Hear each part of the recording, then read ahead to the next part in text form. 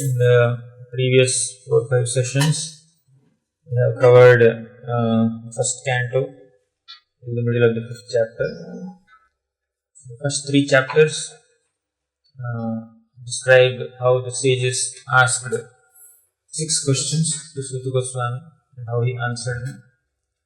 So the 6 questions were: what is the ultimate good for all people in general? What is the essence of all scriptures? What is the reason why Krishna appeared as the son of Devaki? Please describe about Purushavataras and Leela Avataras. Where did Dharma take shelter after Krishna's disappearance? Suta Goswami very systematically answered all these questions, and in his answers he established the position of the Supreme Personality of Godhead Bhagavan.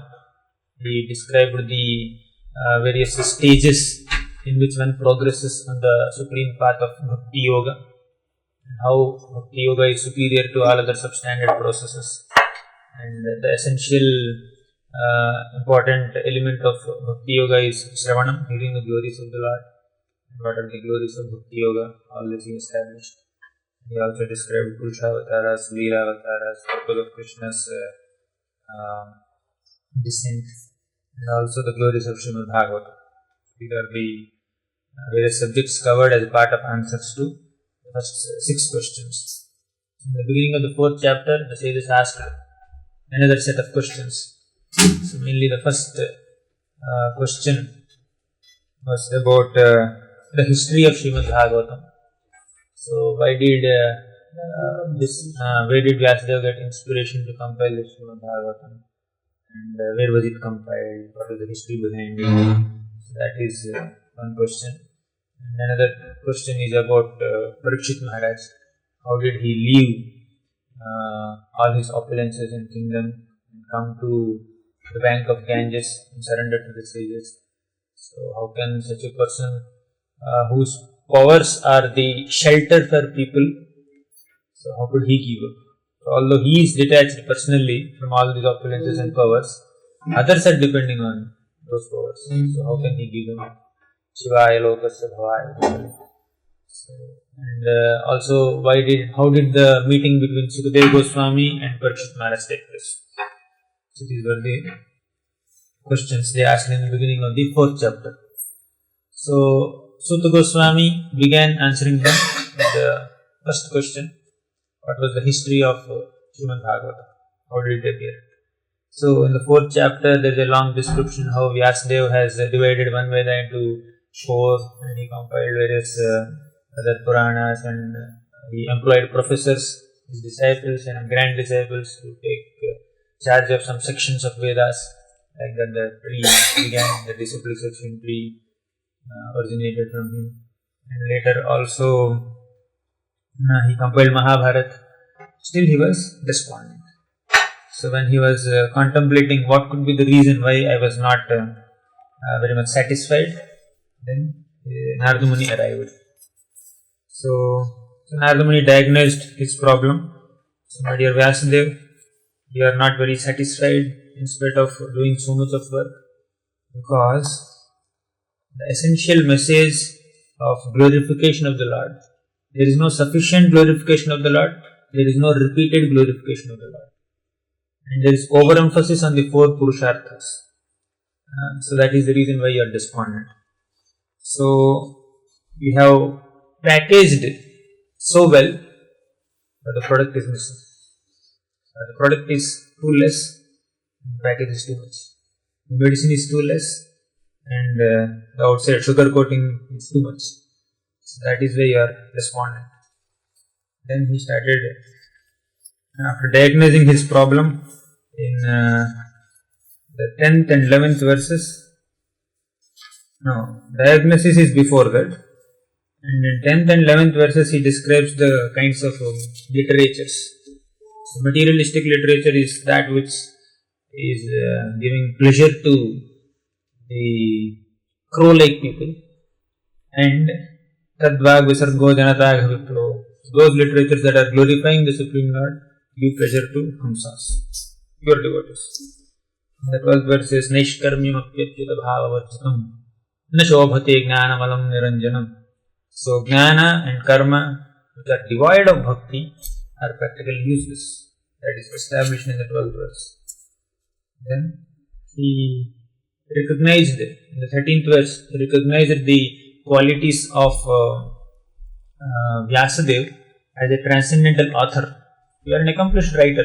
It's not that you don't have the capacity to do it, but you didn't do it, now you have to do it. Glorification of the Lord. So like that, he mentioned so many things. He gave the conservative approach. He said, Jigupsitam dharma krite anushasatah sabhavaraktasya mahan vatikramaha. So, he emphasized a lot on direct presentation of Krishna consciousness in 15th verse. So, Prabhupada also entered that spirit in the purport. Right? So, that's one thing.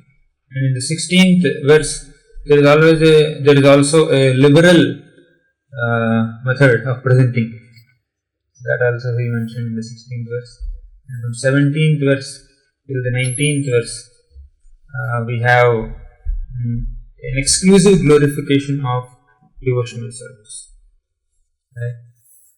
So the results that are gained by devotional service are credited forever. They are never lost. So that is established in the next 3 verses.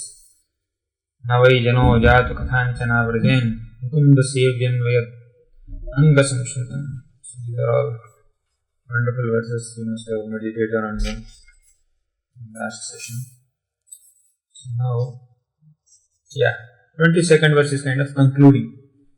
So in the 22nd verse, 5th chapter, Narada Muni brings the discussion closer to a conclusion, where he says, it's the conclusion of not only me, learned scholars also. So what is that conclusion? Idam hi pumsah tapasah srutasya va svishtasya suktasya cha buddhi dattaya avicchitorthaha kavibhir nirupitu. What is that nirupita? Concluded thing. Yaduttama shloka gunanuvarnanam.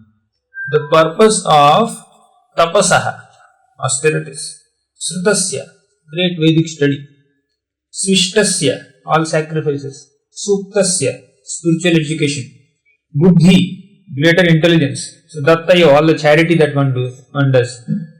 So many things a person does in this world, but avicchito arthaha, the infallible purpose of all these things is supposed to be yaduttama shloka gunanuvarnanam.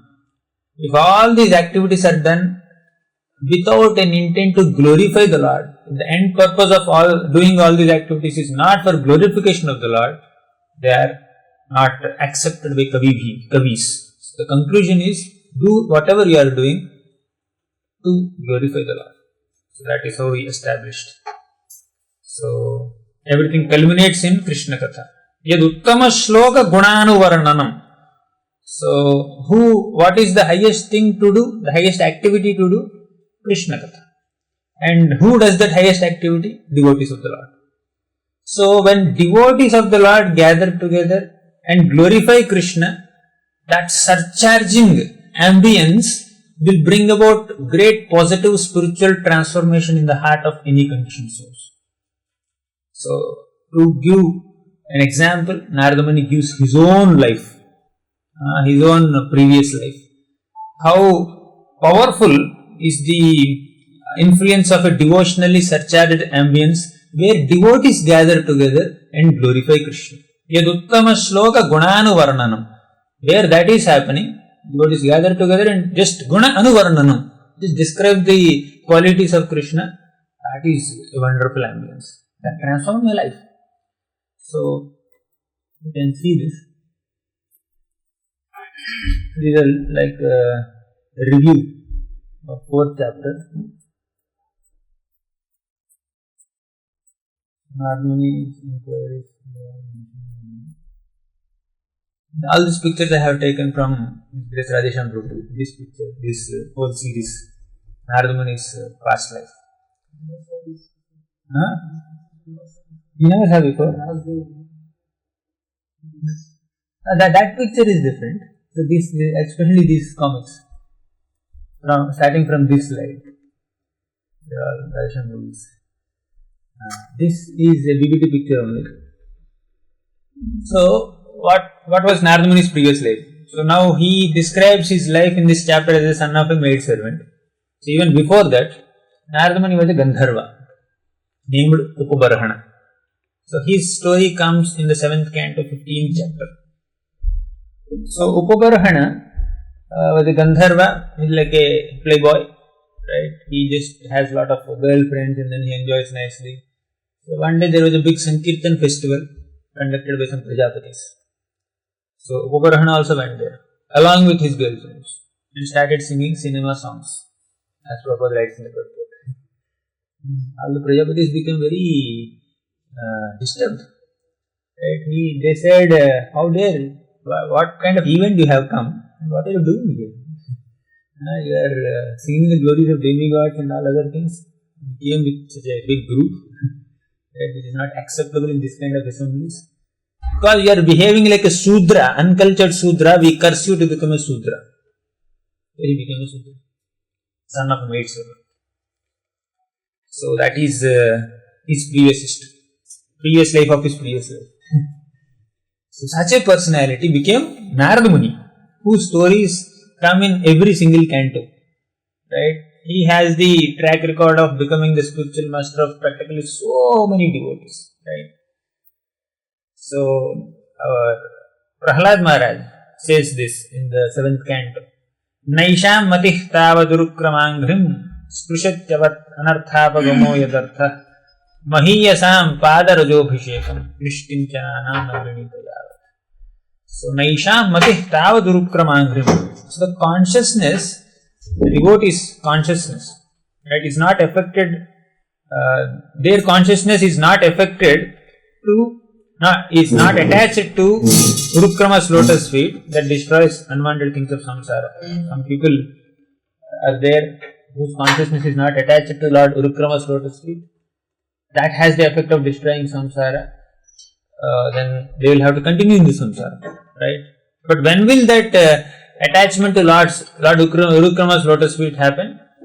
When they smear their bodies with the dust of great Vaishnavas, who are free from material contamination. Mahiyasam padarajobhishekam. So the power of serving a Vaishnava, the power of the association of Vaishnava is acknowledged in various episodes in Bhagavatam.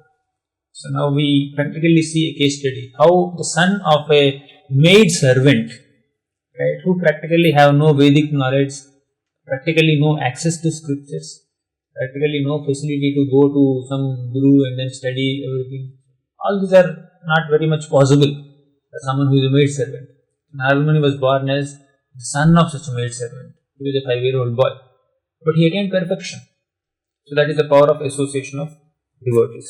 So that is very much proved here. This is the Narada Muni's previous life. So, Prabhuji, 7th canto. So, 23rd verse. So, Prabhuji covered till 24th verse. 24. We will briefly see 23 and 24 also. Aham puratita bhave bhavam mune. Aham puratita bhave bhavam mune. Dasyasu kasya chana vedavadinam. Dasyasu kasya chana vedavadinam. Nirupito balaka eva yoginam. Nirupito balaka eva yoginam. Sushrushane pravrishi nirvivikshatam. Sushrushane pravrishi nirvivikshatam.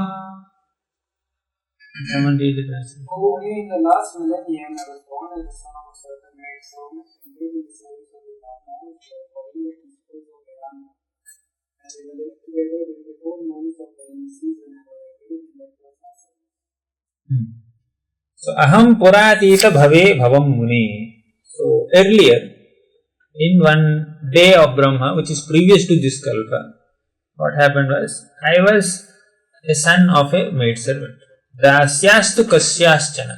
So, one maid servant was there, I was her son. So, Vedavadinam nirupito balaka eva yoginam. So, there are some Vedavadis or the followers of Vedanta. So, Narada Muni was engaged by them in some service. When? During the Chaturmasya period. So they were living together during these 4 months of the rainy season, and Narada Muni was engaged in their personal service. That was his fortune. So 5-year-old boy, what kind of practical service he can do? How much he can contribute? But still, these Bhaktivedantas, these devotees who came to that place and started having discussions, they were kind enough to engage him in some service. And Narada Muni got that mercy. So Prabhupada writes in this purport, brilliant purport. He writes about the atmosphere surcharged with devotional service. So, what is that surcharge? How will an atmosphere be surcharged with devotional service? That is because of the presence of a devotee.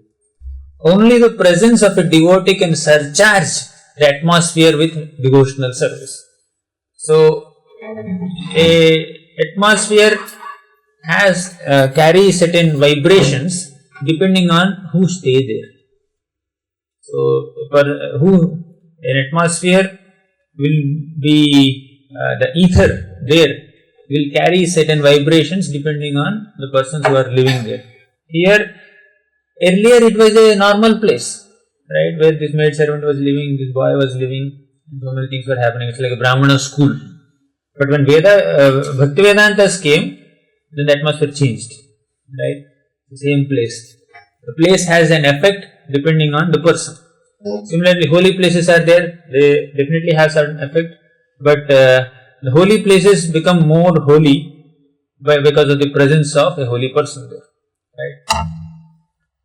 So, he was not properly educated, Narada Muni. So, still, because his complete energy was engaged in the service of the Lord, he became an immortal says. So, the living entities are the marginal energy of the Lord, and therefore they are meant for being properly utilized in the transcendental service of the Lord. So, the practical utility of a soul is to be engaged in service of the Lord. When this is not done, one situation is called Maya. What is Maya? Not being engaged in some service of the Lord. That is Maya. That is to be in Maya. Therefore, the illusion of Maya is at once dissipated as soon as one's full energy is converted in the service of the Lord instead of sense enjoyment. Like that, Prabhupada gives various comments. How a spiritual master is the one who enables a soul to become a servant of the Lord. Spiritual master has the ability to engage one's energies in Lord's service and reinstate him in his constitutional position. So that is the natural position. Syan mahat sevaya vipra punya tirtha nishevanat. So utilization of human energy in the service of the Lord is the progressive path of salvation. The whole cosmic creation becomes at once identical with the Lord as soon as service in relation with the Lord is rendered under the guidance of a bona fide spiritual master. The material world can become spiritual world when everyone engages in devotional service under the guidance of a bona fide spiritual master. Because he knows expertly the art of utilizing everything in the glories of the Lord, in the service of the Lord. So that is about devotionally surcharged ambience. So we briefly looked at it. The 24th verse. Te mayyapeta khilacha palerбхake Dante dhrita kridanake nuvartini Chakrah krupam yadyapi tulya darshanah Sushrushamane munayolpa bhashini Although they were impartial by nature, those followers of the Vedanta blessed me with their causeless mercy. As far as I was concerned, I was self-controlled and had no attachment for sports, even though I was a boy. In addition, I was not naughty and I did not speak more than required. So, the Bhaktivedantas came to that school, Brahmana school, and they were engaging Narada Muni in service. So, what were from here onwards, Narada Muni's progressive stages of devotional service will start. So, in the second chapter of this canto, we have discussed from Chakravarti's purports, there are 14 stages in which one advances in devotional service. So all these 14 stages happened in Narada Muni's life also, beginning from this verse. It says, Temai yapeta akhila japalir bhake dante. Here, Narada Muni exhibited certain qualities in their service. They are discussed. What are the qualities? Dante. Dante means sense control. Second, Adhrita Kridanake. Without attachment to sports, playing. 3. Anuvartini. He was very obedient. 4 is Alpabhashani. He does not speak more than required. So, these are extremely difficult qualities to exhibit for a 5-year-old child. Which 5-year-old child is sense controlled? He is very restless, thoroughly restless, right? And what are the other things mentioned here? Anuvartini, obedient. So, generally children are naughty and mischievous, but he is very obedient. Then Adhrita Kridanake. It looks like except Narada Muni and Prahlad Maharaj, all children are attached to sports. They all play. But here Narada Muni is not in that category. Even Uddhava and Parikshit also played. But they played with Krishna dolls. So that is their wonderful glory, that they were playing with the dolls of Krishna. So now the dolls of Krishna, dolls of Narasimhadev, Rama, so they are not very much seen in the showrooms. Cricket bats and footballs, they are seen so much. Right? Superman, He-Man dolls. That kind of dolls. Barbie dolls for girls, Mickey Mouse, all this. So, in the Vedic days, even playing is also dovetailed with Krishna service. So, while playing with some dolls, by imitating the worship of the Supreme Lord in the form of dolls, right, by following their parents, children learn a lot. So, while playing with a doll of Lord Ram or Hanumanji, children will be inquisitive and say, why is he green? Why this personality has monkey face? They will ask and parents will get an opportunity to speak some Krishna Katha to them. So, like that people get trained. So, that kind of opportunity was there in the Vedic system. So, now that is being replaced. Right? So, then Alpabhashani. So, children constantly speak. Not much practical, but some sweet words, broken language. Right? So, but Narada Muni is not into that also. So, these are the qualities of Narada Muni as a boy. Now, what are the qualities of Bhaktivedantas? 2 points. Kripa, Tulya Darshana. Kripa means they are very merciful and their mercy was causeless. So, Chakravartipad writes in the purport that Narada Muni has developed all these qualities and these were not innate in Narada Muni as a child. First, the Bhaktivedantas showed Kripa, and because of that, Narada Muni developed some qualities. And because Narada Muni exhibited those qualities, Bhaktivedantas showed more Kripa, and that increased his qualities. So, the beginning of the exhibition of these qualities has its source in their mercy. Satam Kripa. So, first they showed some qualities. So, without exhibiting any qualities only, they showed mercy. So, that's why devotees are very merciful. Then Tulya Darshanaha. Tulya Darshana means they are impartial.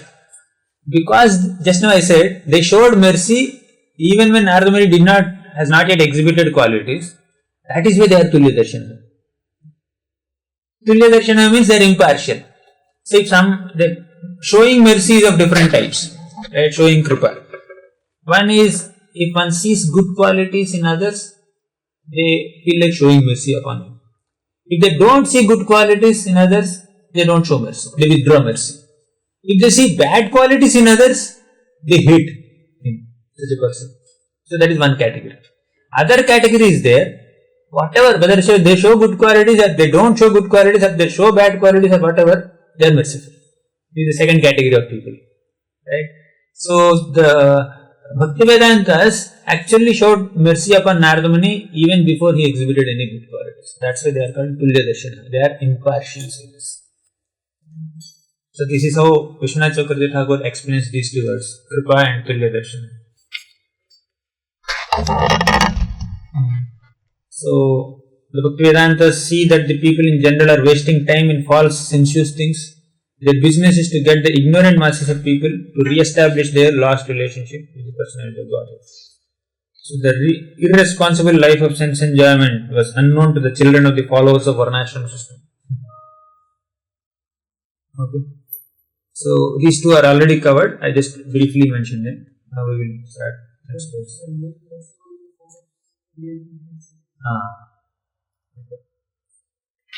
Just generally speaking to him, for example, they were discussing some Krishna Katha. Then Narada Muni may hear something. Oh, it seems very interesting. Can I also sit and hear? So they would allow. You can sit and hear. So like that, in various ways they show mercy. They are kind to this person.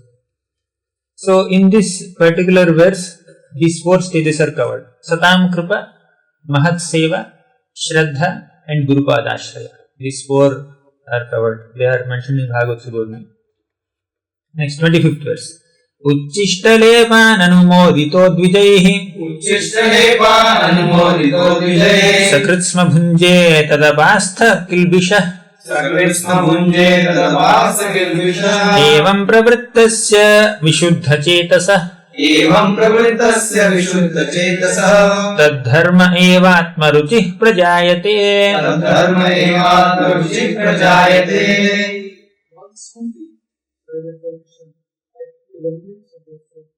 And by so doing, all these sins were advanced and first being engaged, I became purified in heart, and at that time, the great nature of the transcendent became perfect. So this verse explains what is the effect of the contagious association of devotees. Association of devotees is very contagious and infectious. So when we go into certain atmosphere where some malaria is happening, dengue is there, something like that, some low immunity person will get affected by it. So here in the devotee association, in a place where devotees are there, if one enters that atmosphere, he will also get infected. And if one enters with some favorable qualities like Dante, Adrita Kridanake, etc., etc., he will get more affected. He has low immunity. He cannot protect himself from those vibrations. Just like some weak person, he enters an atmosphere where disease is prominent, he will catch that disease because he has low immunity. His body has some favorable conditions that can catch that disease. Similarly, a devotee, a person who has some favorable attitude, he will catch the devotion of devotees when he enters that atmosphere. So here Narada Muni got affected. How? It began with taking remnants. So see here, this sage is giving some prasad, right? So something is left out. So Narada Muni asked them, can I take it? So they said, Narada Muni ate it. So actually, he says, Chakravarti writes in the purport, Narada Muni took the whatever grains that were attached to the pot, right? Some grains were left out in the pot, he took that with their permission. Prabhupada says, even without permission also you can take remnants of great sages, great souls like this. So even without permission you can accept. So Bhaktivedanta's Anuvartini, obedient. Can I take? He was Anuvartini. So our not taking permission should be restricted to taking remnants only, nothing else. Without taking permission we can't take their belongings, other belongings.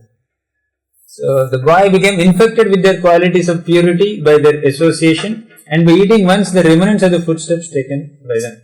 Such remnants may be taken even without permission of the pure devotees. There are many things which hinder one from entering devotional service, but by the association of pure devotees, all these obstacles are removed. So in the last part of the purport, Prabhupada explains various stages that could take place in the life of a devotee. So in this particular verse, we have Chakravarti analyzes these stages. Bhajaneshu Spruha, Bhakti, Anarthapagama, Nishtha and Ruchi. So all these are happening within this verse. Next, तत्रान्वहं Krishna कथा प्रगायताम् अनुग्रहेण श्रवणं मनोहराः ता श्रद्धया मेऽनुपदं विशृण्वतः प्रियश्रवस्यङ्गममात् भवद्रुचिः.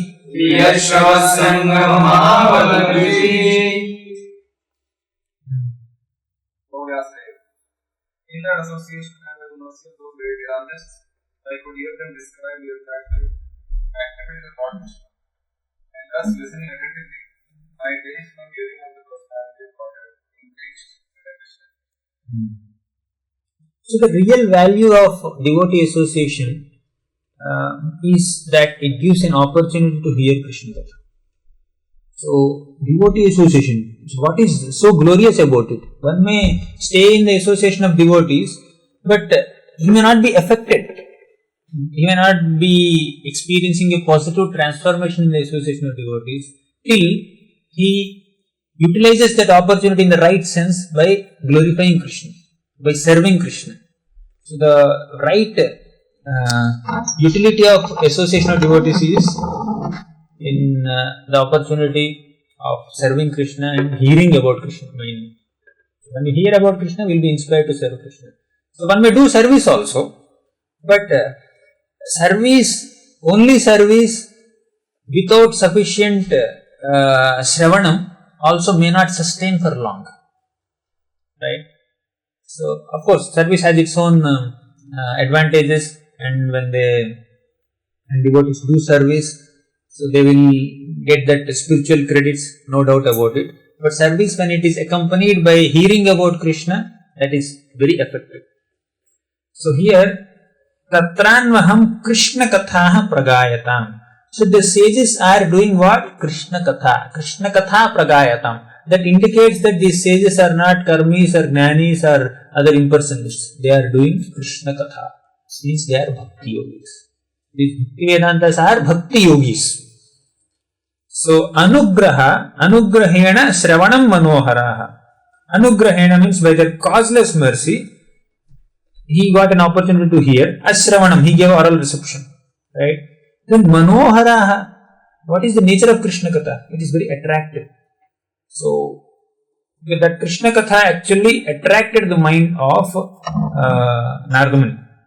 So in that association and by the mercy of those great Vedantists, Narada Muni could hear them describe the attractive qualities of Krishna Katha, and by listening them attentively, his asakti increased, his rati, he came to the stage of rati.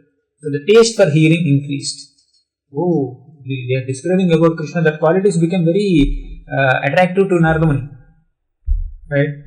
So now here anugrahena means Narada Muni is indicating by this word that actually I don't deserve to hear Krishna Katha. No, such exalted sages are discussing Krishna Katha. A Sudra boy, 5-year-old boy, what he has to do in that association, in that assembly. But these are kind enough to and allow him in that assembly while they are eating or while they are discussing Krishna Katha. Right? So they were kind enough to give permission to Narada Muni to be around. That affected him a lot. Right? So here Narada Muni's humility is expressed. Anugrahena, I don't deserve to sit with them and hear Krishna Katha, but they bestowed mercy and they gave me that opportunity. So that gave me a lot of encouragement. So I am very grateful to them. So that later also he says. Right? Even Kunti Maharani also says, Tatha Paramahamsana Munina Mamalatmana Bhakti Yoga Vidhanartham Katham Pashyemahi Striyaha. I am a woman.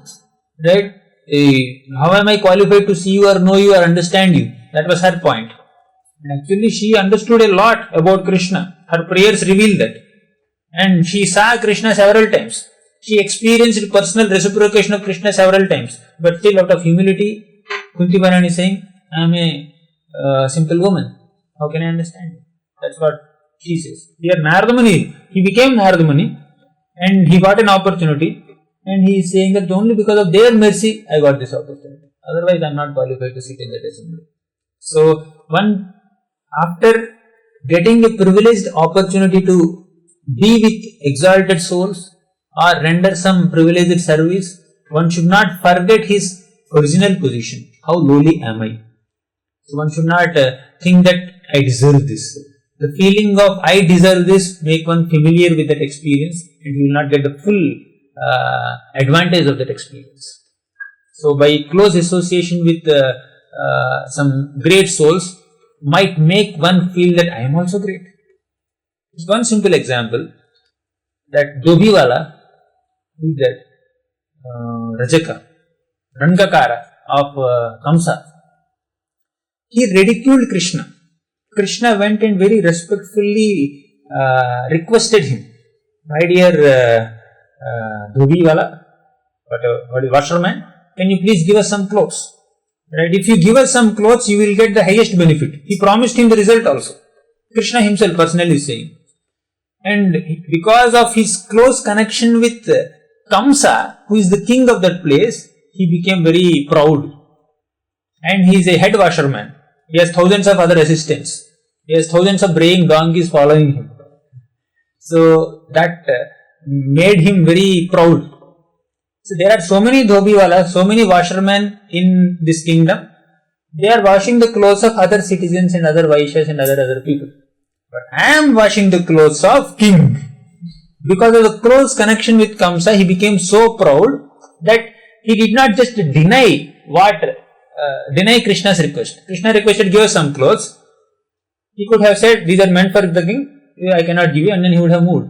But he ridiculed him. You people are forest dwellers, mountain wanderers. How dare you touch the king's clothes, right? If you are here, then the king's soldiers will come and arrest you and kill you. They will loot you. So like that, he very arrogantly spoke several verses. Krishna spoke very politely, and he spoke very arrogantly, mainly because of his close connection with Kamsa.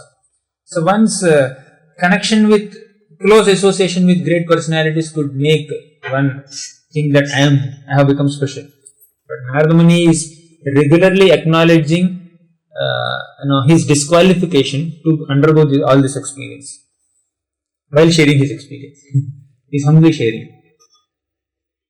So men are naturally apt to hear his histories and narrations of various personalities performing mundane activities.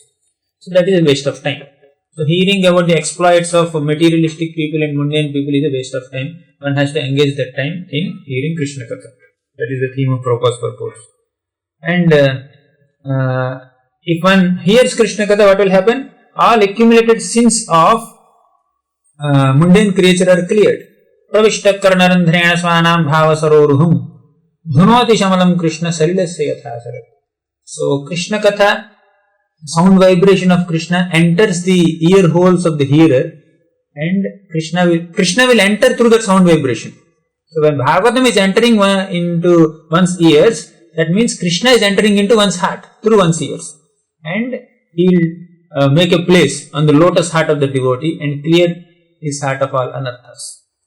So all accumulated sins of mundane creature are cleared by doing that. One can attain the highest perfection of life simply by attentive hearing of the transcendental pastimes of the Lord from right sources. From right sources is an important addition there. Just hearing Krishna Katha is at one level, but hearing Krishna Katha from a devotee is most effective. That's why in the prayers of Dhruva Maharaj also he says, Bhaktim muhu pravahatam tvayime prasango bhuyad anantamahatam amalashayanam. And before that he says, Ya nirvritas tanubhritam tava pada padma dhyanat bhavajjana katha shravanena vashya. So if transcendental bliss has to be attained, that can be attained only in two ways. Tava pada padma dhyanat, by meditating upon the Lord's lotus feet. Second, bhavajjana katha shravanena vasyat, by hearing about you from your devotees. So when we go into the association of devotees, we have to hear about Krishna. And some pleasantry exchanges may be there in the beginning. If the whole discussion with devotees is purely about some other external matters and there is not much Krishna element there, then it is not effective. So in the association of devotees, one has to glorify Krishna. And the glorification of Krishna has to be heard from devotees. So both have to be there. One cannot just associate with anyone while hearing Krishna Katha. And one cannot associate with devotees only not hearing Krishna Katha. Krishna Katha plus devotees. So both have to be there. So when Krishna Katha and service are there in the center, that association is effective. Otherwise that association will not be so effective for someone. Right? There may be some little improvement he can make by just being around with devotees. But the key in the association is to hear Krishna Katha, to serve Krishna. So, from the right sources. So, Narada heard from pure devotees, Bhaktivedantis in the previous life. So, next, Sauttama Shloka Mahanmukhachuto, that another verse is there. Because pure devotees carry the lotus feet of Krishna in their hearts. When they speak, the saffron dust particles from the lotus feet will emanate from their mouth. And Smritim Panar Vismrita Tattva Vartmanam, that will revive the remembrance of one's constitutional position. 27th verse. Tasmimstada labdha rucher mahamate Priyashravasya akhila Priyashravasya skhalitamatirmama Yayahametat sadasat svamayaya Pashyemayi brahmani kalpitam pare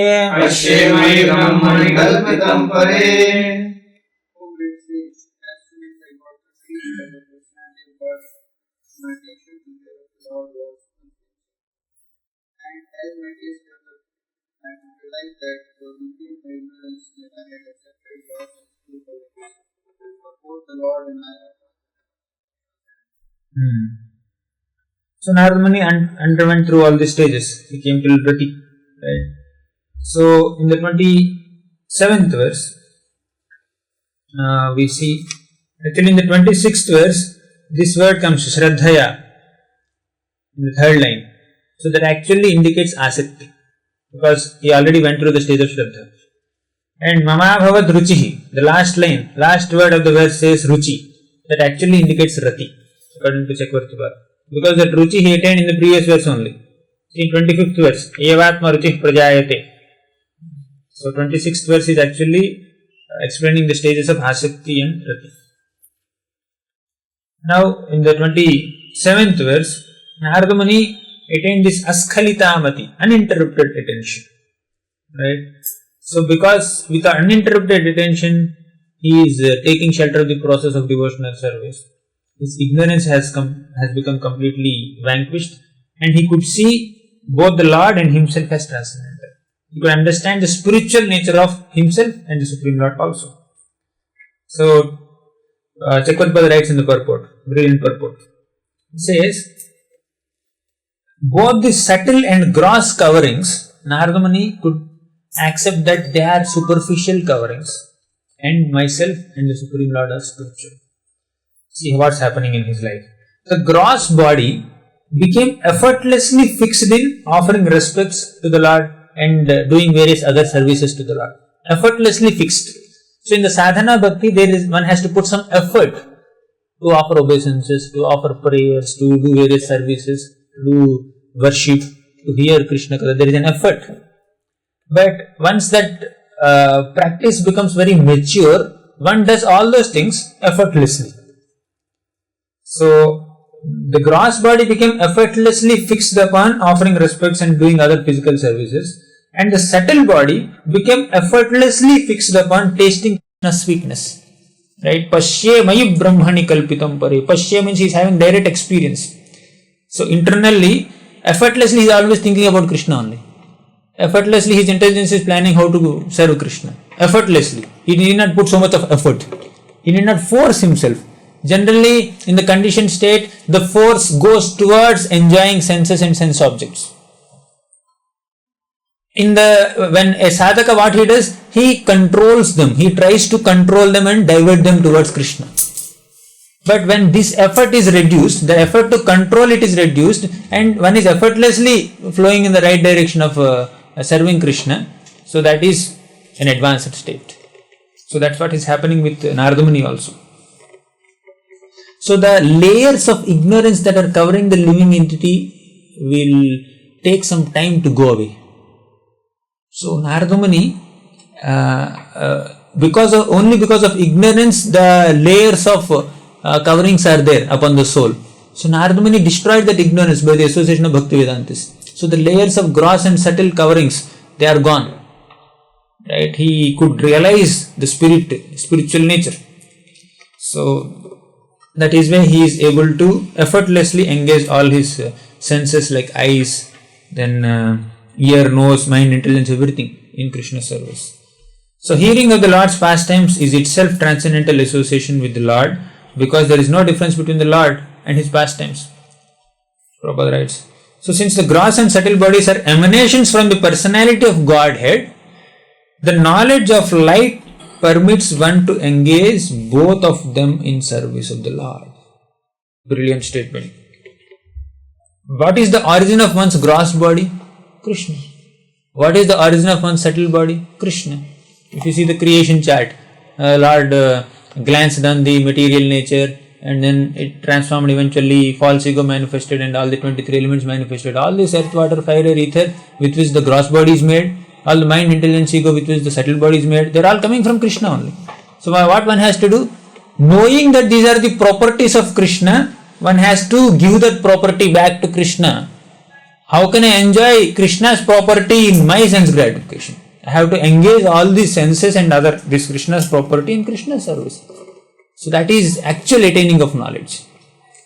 See, Prabhupada is writing, all these are emanations from the personality of Godhead. So the knowledge of light permits one to engage both of them in the service of the Lord. That is real knowledge.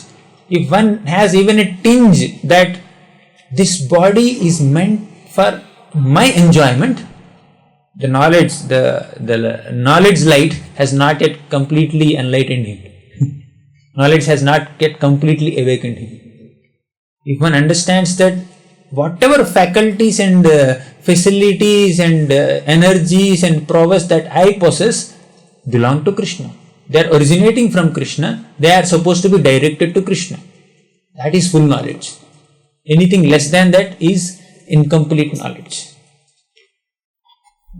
So the gross body should be engaged in acts of rendering service. Prabhupada gives details how gross body should be engaged. So eyes should be engaged in seeing the Lord, hand should be engaged in doing various services, like that, like Amrish Maharaj did. Itham sharat pravrishaka vrutu hate Itham sharat pravrishaka vrutu hate Vishrinvato me anusavam yashomalam Sankirtyamanam munibhir mahatmabhir Bhakti pravrittatma rajas tamopaha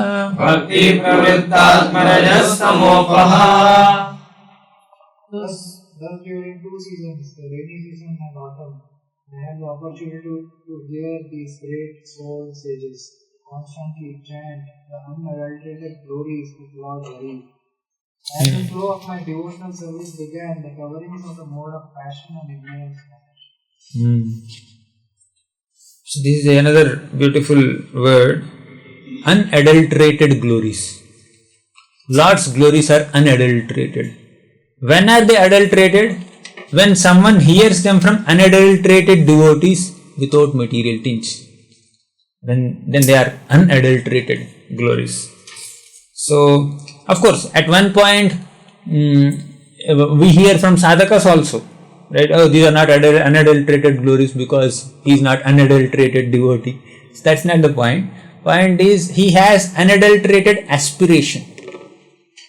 So aspirations decide. At one point somebody may not be completely pure, but he is aspiring to be pure. He may be faking it, but he has an intention to make it. If one fakes it with no intention to make it, he is not a devotee, is not in a bona fide path. He is hypocrite, diplomatic. So in 2007 Vyaspuja address, His Holiness Radhana Swami Maharaj mentioned this. Pure devotees are 2 types. One who is actually pure. Second, who is aspiring to be pure. So one has to assess a person depending on his aspirations. At this point he may not be pure, but he is aspiring to be pure. He is faking it, but he wants to make it. he is endeavoring to make it like that. So basically discussing Krishna Katha like a professional reciter for some cheap adoration of the public or to get some money for one's own maintenance. So that point Prabhupada discouraged a lot. But he encouraged sadhakas to glorify Krishna. Tathapi kirtayamyanga yathamati yathashrutam kirtim harem swam satkartum giram anyabhida asatim. Engage your speech in glorifying Krishna. You may not be pure now, but by engaging your speech in glorifying Krishna, you will become pure. Like that. Unadulterated glories of the Lord Hari. So, transcendental loving service of the Supreme Lord is the natural inclination of every living entity, and that inclination is dormant in everyone. The inclination to glorify is very much there in everybody. Everybody wants to speak something, everybody wants to glorify his beloved. Actually, the beloved personality is the Lord only. So that affection for the Lord is there. So in the 10th canto, one beautiful section comes. So there the question is posed. Who is the dearest person to you? Whom do you love the most? Now you can respond. Whom do you love the most? Who is your? Myself. But there are some people who love the country, there are some people who love their family, who love their society, who love their company, who love their friends. Are they selfless? That is the answer Sukadeva Goswami also gives. So actually one loves oneself the most when apparently one is seen to be loving his country or family or friends or nation, etc. They are loving because all these things paraphernalia is connected to him. So actually one's dearness to one's own self manifests as one's dearness to family, because this is my family. One's dearness to country, because this is my country. Right? When I am born in India, I say Bharat Mata ki jai. When I am born in Pakistan, I will say whatever, Pakistan Mata or whatever, Pakistan Pita ki jai. So that will come. So basically the love that is exhibited towards other things is because they are those things are connected to me, right? I am the center of all this, right? This relationship. So even if one seems to love one's own furniture or home, he loves it because that is his home. One loves his phone because that is his phone. He cannot love someone else's phone, right? Even if someone else's phone is better than his phone, he takes care of his phone only, not someone else's phone. Like that. If his phone drops, right, then he will become very disturbed. If someone else's phone drops, he is not so much disturbed because there is not much attachment, because he loves himself. But why one loves himself the most? Where is that attractiveness in one's own self is coming from? Because he is part and parcel of Krishna. Unless one is a part and parcel of Krishna, unless one has some connection with Krishna, that person or that object has no potency to attract anyone, even his own self. So that means what? Our actual dearness is towards Krishna. We actually love Krishna. But our love for Krishna in the conditioned state is manifested as our love for our own self. And our love for our own self is manifested as our love for family, then house, country, society, etc., etc., etc. So actual dearness of every living entity is towards Krishna. That is forgotten in the conditioned state. So here Prabhupada is reminding us, this instinct is dormant in everyone, but due to the association of material nature, the modes of passion and ignorance, it has become covered. Right? Covered from time immemorial.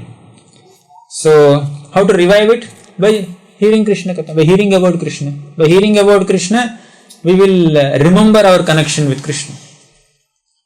So here Prabhupada says, if by the grace of the Lord and the great soul devotees of the Lord, a living being becomes fortunate enough to associate with the unadulterated devotees of the Lord and gets a chance to hear the unadulterated glories of the Lord, certainly the flow of devotional service takes place. Like a flow of river. The flow. Tvayi me ananya vishaya matir madhupate sakrit. Ratim madvahata madha gange vogham udamati. So that flow, one's mind, manogati, will flow towards Krishna when he hears Krishna Katha. Madguna Sriti Matrena. Madguna Sriti Matrena Mai Sarva Guhasaye Manogatir Avichinna Yatha Ganga Masombudo. Right? Just by hearing about my glories, Manogati will just flow like Ganga flowing towards ocean. As the river flows on till she reaches the sea, similarly pure devotional service flows by the association of pure devotees till it reaches the ultimate goal, namely love of Godhead. 29th verse. Tasyaivam menuraktasya prashritasya hataishanaha Shraddadhanasya balasya Dantasya anucharasya cha. I was very much attached to those things. I was gentle in behavior, and all my sins were eradicated in their service. In my heart, I had strong faith in them. I had subjugated the senses, and I was strictly following them with body and mind. So these are the 5 qualities of Narada Muni that he developed. Now, if one has to check how advanced am I or how sincere am I, one can see how much of these qualities are present. Tasyaiva me anuraktasya, he is attached to the Bhakti Vedantas. So Bhakti Vedantas are his gurus, their spiritual masters, his spiritual guides. So he is attached to them. One has to have attachment to one's spiritual guides. Prashritasya, one has to be very obedient. Hataishana, one has to be free from all these defects, sinful activities. Shraddadhanasya, one has to be very faithful. Then Dantasya, subjugated, means sense control.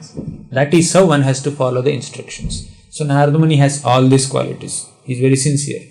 So when that sincerity is there, success will come. That's what this verse says.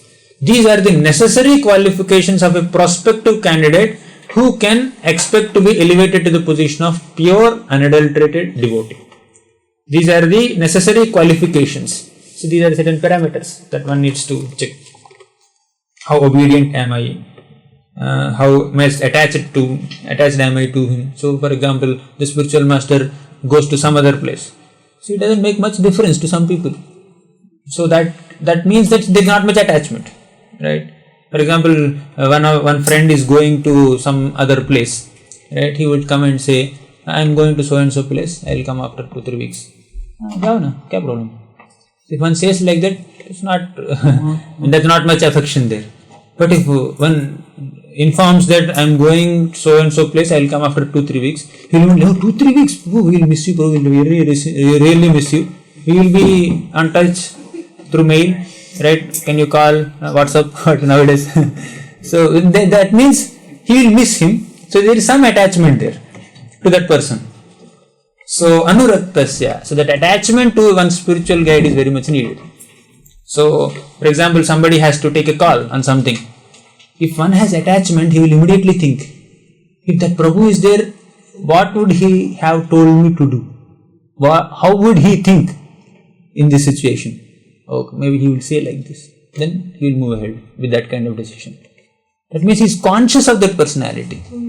Right? He is my counselor, he is my guide, he is my Siksha Guru, he is my Diksha Guru.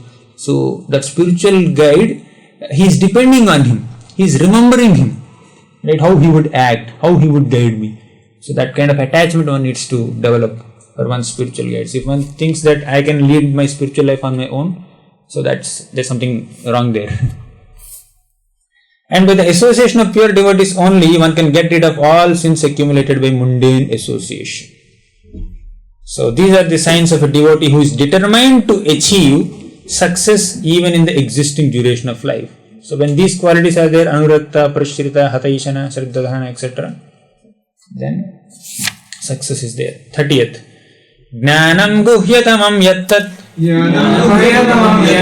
Sakshat Bhagavatoditam Anvavochan Gamishyantaha Kripaya Deenavatsala. As they were living, those Bhaktivedanta very kind to poor man. So instructed me in that most confidential subject which is instructed by personality of God. Jnanam guhyatamam yattat. So when all these Bhakti Vedantas were leaving, Chaturmasya period was over. They came just to stay there for 4 months. So after that they were leaving. So while leaving they instructed this 5-year-old boy. What they instructed? Jnanam guhyatamam. So Jnanam, Guhyam means monistic Jnana. Guhyataram means Bhakti with little Jnana there. Guhyatamam, highest, means pure Bhakti without any tinges of Jnana. They instructed him in the most confidential knowledge, pure Bhakti. And what is that? Yattat sakshat bhagavatoditam. What the Supreme Lord told, right? Instructed me in the most confidential subject, which is instructed by the personality of Godhead himself. So what a pure devotee speaks is what the Supreme Lord speaks. That is why Prabhupada can boldly say Bhagavad Gita as it is. So even Maitreya Muni says, Soham Ranam Kshulla Sukhaya Dukkham Mahadgatanam Viramaya Tasya Pravartaye Bhagavatam Puranam Yadaha Sakshat Bhagavan Rishibhya. I will speak Bhagavatam now the way the Supreme Lord has spoken. Yadaha Sakshat Bhagavan Rishibhya. The Supreme Lord has spoken to Rishis. I am going to repeat that same Bhagavatam now. So once a devotee's speech will be very much aligned with the instructions of the Supreme Lord. And one who follows such a devotee, he will also be aligned with the Supreme Lord. So that is the bona fide parampara, transparent parampara. So this beautiful verse comes in the 12th canto, towards the end. What is that verse? How does it begin?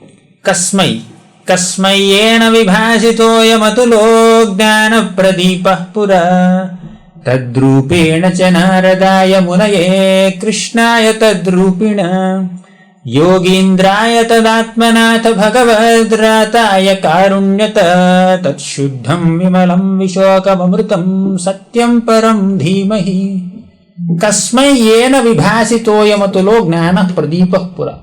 So in the Pura, in the beginning of the creation, the Supreme Lord has spoken this transcendental knowledge to Brahmaji.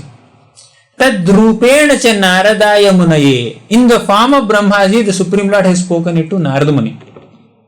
Krishnaya tadrupina. In the form of Narada Muni, Krishna has spoken that knowledge to Krishna Dvaipayan Vyasa. Yogindraya tadatmanatha Bhagavat. So in the form of Vyasadeva, Krishna has spoken that knowledge to Parikshit Maharaj, Sukadeva Goswami. So Yogindraya tadatmanatha Bhagavat rataya karunyataha. Bhagavat rataya means Parikshit Maharaj. In the form of Sukadeva Goswami, Krishna spoke that knowledge to Parikshit Maharaj.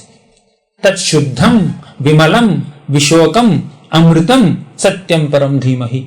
That pure, shuddham, vimalam, uncontaminated, vishokam, free from lamentation, amritam, nectarian Bhagavatam is just a glorification of Krishna. Let us meditate upon it. So in the parampara, whoever is speaking, Krishna is only speaking. Right? So whether Brahmaji is speaking, or Narada is speaking, or Vyasa is speaking, or Sukadeva Goswami is speaking, or Parikshit Maharaj is speaking, or Suta Goswami is speaking, because they are all connected to the bona fide line of Krishna, Krishna is actually speaking through that bona fide speaker of Bhagavatam. So how will a speaker be bona fide? When he aligns his speech according to the instructions of the previous acharyas in the parampara, who actually align their speech to parampara. So that then that becomes bona fide. They are Krishna's words, not his words. So here, Jnanam guhyatamam yattat sakshat bhagavato uditam. The way Krishna has spoken, Bhagavata uditam. So Krishna has spoken, Supreme Lord has spoken, and these people have repeated it to Narada Muni. And now whatever Narada Muni speaks to Vyasadeva, that is also bona fide. That is what Krishna wanted. So one needs to understand the import, the essential message of the Supreme Lord, and should be able to present that same message in a way that is understandable to the next generation. That is the contribution of a person in the bona fide parampara. So the only contribution that a personality in the parampara makes is to make the subject matter understandable by the younger generation, the next generation. Jnanam guhyatamam yattat sakshat bhagavatoditam annavochan gamishyantah kripaya deenavatsalaha. So gamishyantah, they went away from that school. So Prabhupada writes about the parampara only. How Krishna instructed it to Arjuna, what is that verse? 4th chapter, beginning. Imam vivasvate yogam proktavan aham avyayam vivasvan maname praha manu rikshvago abravit. So that is yoga nashta parantava that happened. So Prabhupada writes that. A pure Vedantist or Bhakti Vedanta instructs the followers exactly according to the instructions of the Lord Himself. This is the most important statement in the purport. Next, and another point here is all knowledge is emanating from Krishna only. Whatever one speaks, that has its source in Vedic knowledge. In the previous chapter also we discussed, 4th chapter also. So the Vedas are coming from Supreme Lord. So actually all knowledge is originating from the Lord. Aham eva asam eva agra. He is there in the beginning of the creation. So before this creation manifested and before the scriptures were written within this creation, only Lord was there. Means Lord is the origin of all knowledge. That is another point we need to mention. Yenaivaham bhagavato vasudevasya vedhasah mayanubhavam avidam yena gachanti tatpadam. So what is the result of that knowledge that is mentioned in this verse? Please read. By that confidential knowledge, I could understand clearly the influence of the energy of Lord Shri Krishna, the creator, maintainer and annihilator of everything. By knowing that, one can return to Him and personally meet Him. So by that confidential knowledge, one can understand the Lord's energies and then eventually go back to Godhead also. So that is the effect. So this is all about energies. The purport discusses about the energies of the Lord. So Lord has different energies. A part of that energy manifests the material world. Other part, which is superior energy, manifests the living entities and the spiritual world. So this, in whatever is there in this material world, is a combination of the spiritual and material energies. So all these are mentioned. So Lord's desire is that all the souls within the material world, they should not rot in this material world, they should come back to the spiritual world. So, and the ways and means are open to all, provided one agrees to follow in the footsteps of Narada Muni. So that is how Narada Muni narrated his previous life, how he came in touch with the Bhakti Vedantas and how they enlightened him, they allowed him to take their remnants, and how he passed through various stages of devotional service, and while going he got instructions from them on pure devotional service, that is Paramaguhyam.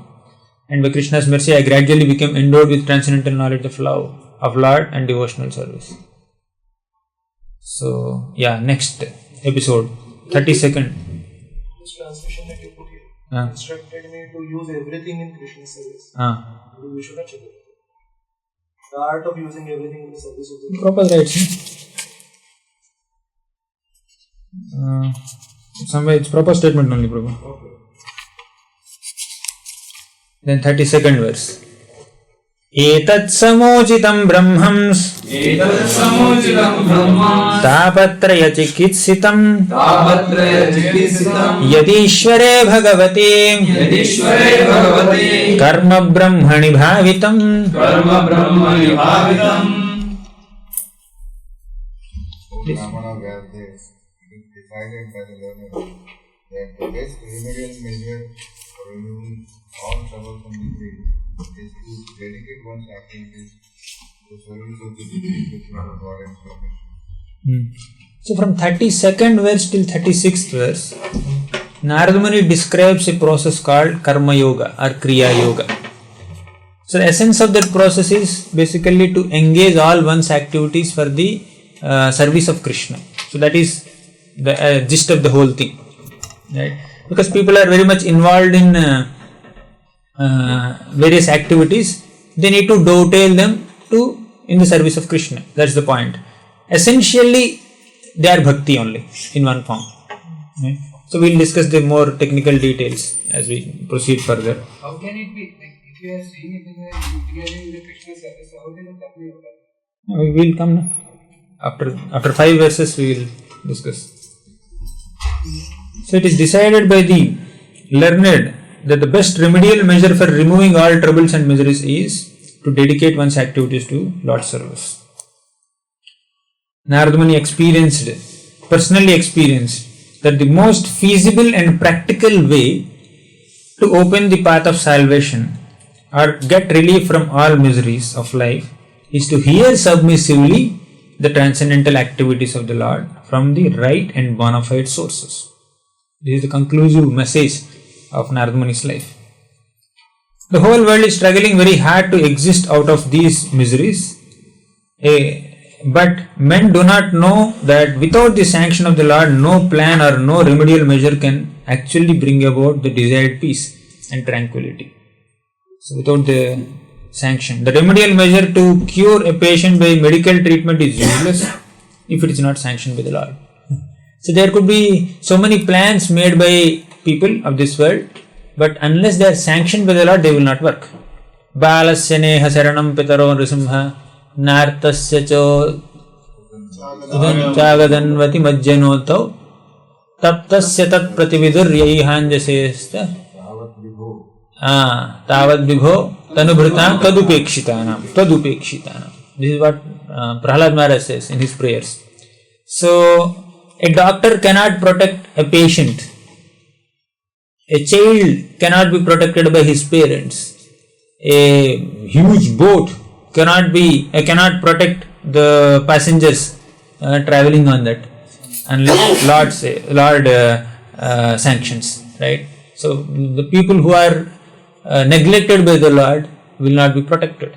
So if someone is getting saved, that means Lord is protecting them. So in spite of all the medical facilities, best doctors, patient may sometimes die. In front of the parents also, the child may sometimes be in trouble.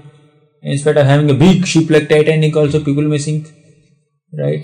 So all these are not protections. Narsinghdev's hand is the only protection. Prabhupada is reminding us once again. He is the ultimate sanctioning officer. Prabhupada is sanctioning officer. So one must dedicate everything in the service of the Lord if one is learned scholar, scientist, philosopher, poet. Svishtasya suktasya buddhidattayo yaduttama sloka gunana varnanam. So the best thing is, after all, to get relief from all material activities and engage oneself completely in hearing the transcendental pastimes of the Lord. So these are some statements of Prabhupada. Amayoyascha bhutanam jayate yena suvrata tadeva hyat amayam dravyam napunati chikitsitam. O good soul, does not a thing applied therapeutically cure a disease which was caused by the very same thing?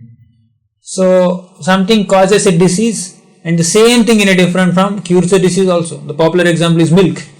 So many milk sweets will cause diarrhea, and that milk in the form of curd will cure diarrhea. Prabhupada gives this example. So same thing. One should not renounce work simply because it causes some suffering or bondage. Rather, one should renounce the spirit of self-centered enjoyment and work for Krishna. This is the key. Don't renounce work.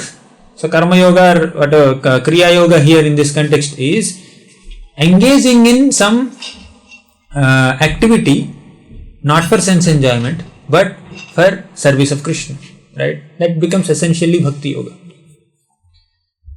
So Prabhupada writes in this purport that such activities have to be spiritualized. Just as fire, in the fire an iron is made red hot, and that red hot iron also acts as good as fire only. So similarly, the material conception of a thing is at once changed as soon as it is put into the service of the Lord. That is the secret of spiritual success. So that is dovetailing everything in Krishna's service. We should not try to lord it over the material nature, nor should we reject material things. Don't try to lord over or enjoy them for self sense gratification, and don't reject them also. The best way the best way to make the best use of bad bargain is to use everything in relation with the Supreme Spiritual Being. Everything is an emanation from the Supreme Spirit, and by His inconceivable power, He can convert spirit into matter and matter into spirit.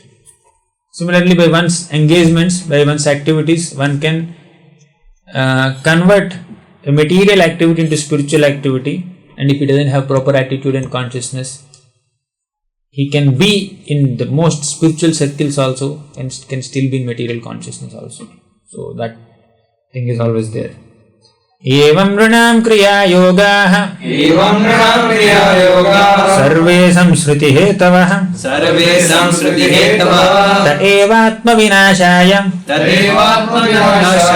kalpante kalpitah pare. Thus, when all a man's activities are dedicated to the service of the Lord, those very activities which caused his perpetual bondage become the destroyer of the free fall. So the same activity that caused bondage will become the cause of liberation. So that is Kriya Yoga. Evam nrinam Kriya Yoga. So the fruitive work which has perpetually engaged the living being in is compared to banyan tree in Bhagavad Gita. So the propensity for enjoyment may be turned into the desire for serving the mission of the Lord. By doing so, one's activity is changed into karma yoga, or the way by which one can attain spiritual perfection while engaging in the work according to one's natural tendency.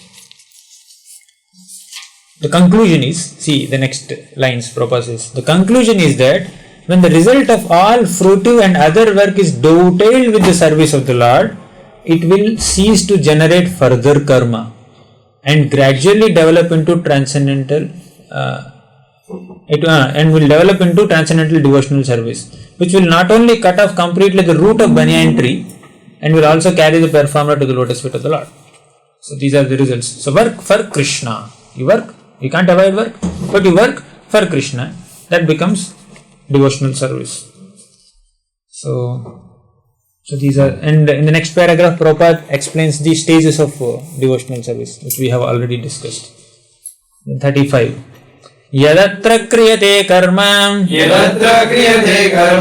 bhagavat paritoshanam jnanam yattat adhinam hi bhakti yoga samanvitam. Whatever work is done here in this life for the satisfaction of the vision of the Lord is called yoga or transcendental.